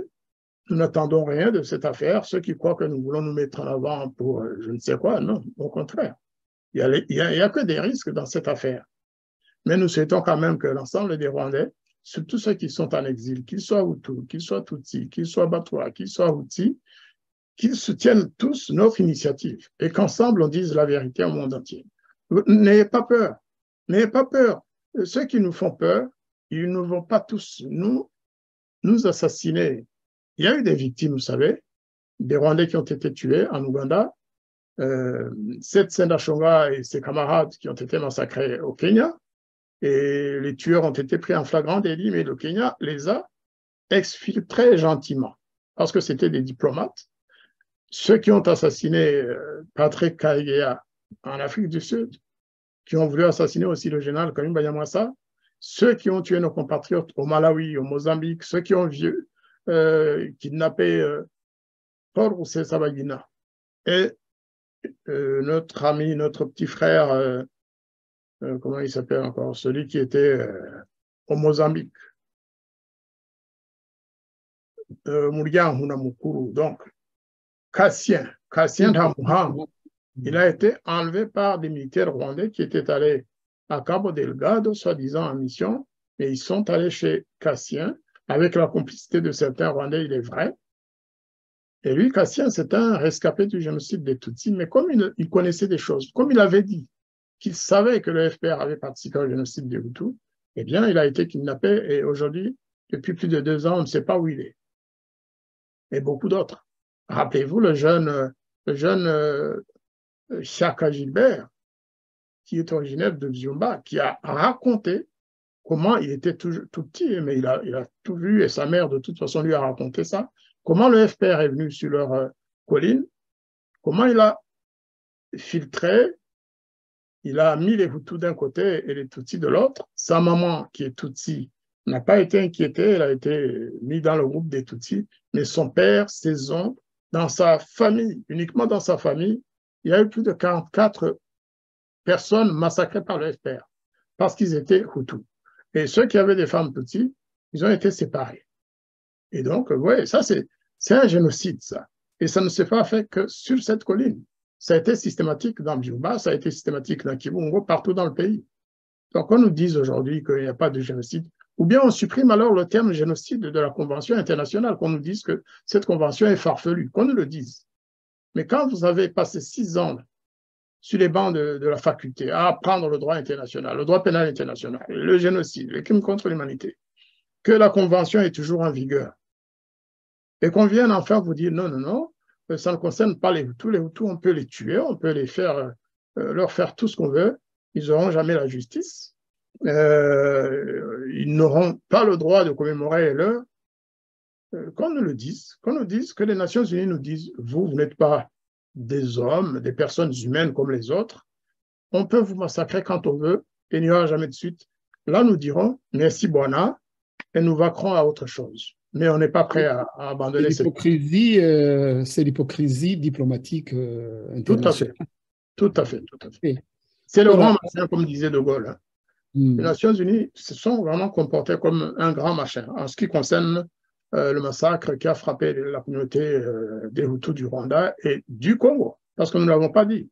Lorsqu'ils ont poursuivi les réfugiés rwandais, Ils ont tué les Hutus rwandais qui étaient réfugiés au Zaïre, mais ils ont aussi, le rapport mapping le dit avec force détail, ils ont attaqué les collines où il y avait des Hutus congolais et les ont massacrés par milliers.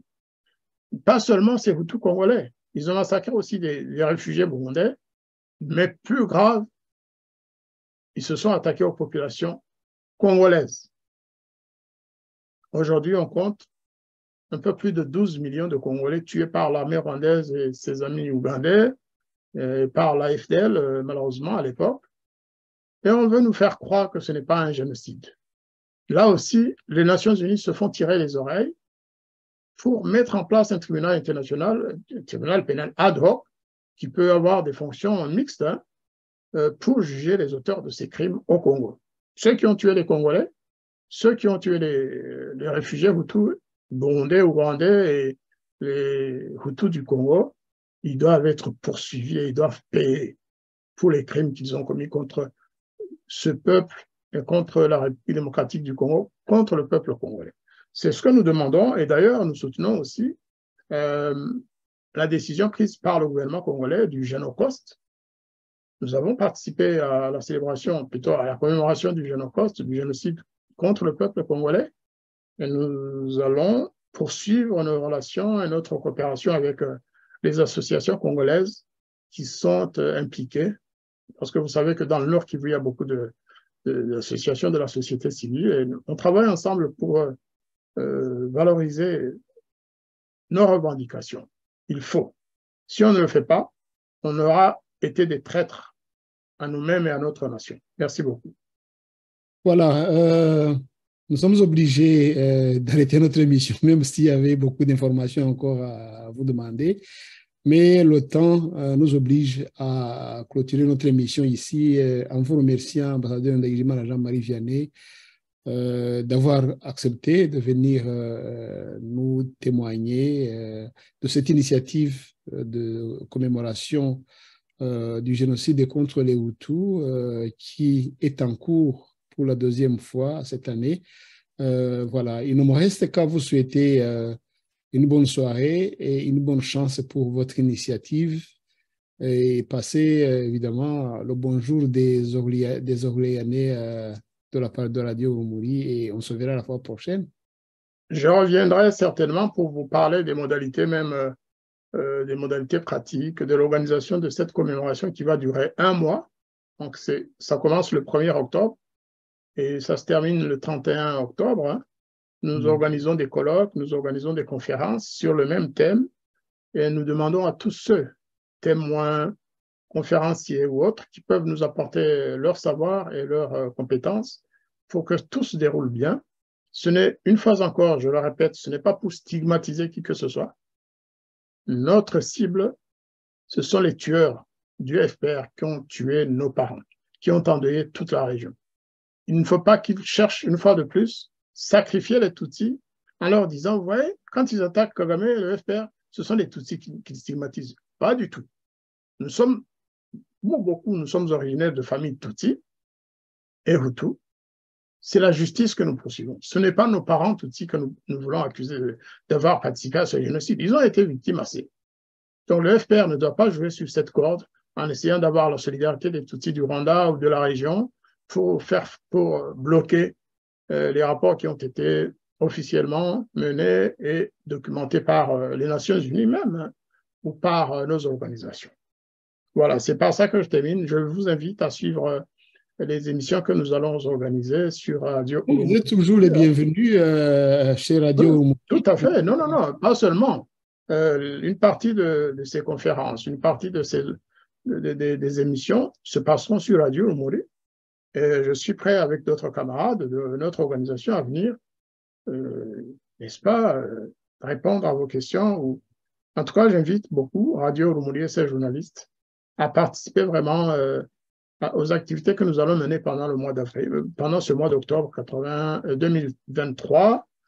Vous savez, on a été tellement conditionnés. Lorsque nous parlons de génocide, on revient souvent en avril et à 94. Il est temps qu'on pense aussi à tous les Rwandais, d'ailleurs que ce soit des Tutsis aussi qui ont été massacrés par le FPR. Hein. Aujourd'hui, nous parlons des Hutus, mais nous parlons aussi des Tutsis massacrés par le FPR, parce qu'il a voulu les sacrifier et parce qu'il a voulu prêter cette mort, ce massacre, aux Hutus, alors que c'était le FPR qui les avait commis. Merci beaucoup, cher frère Loïs Semunga, et à très bientôt, comme vous voulez.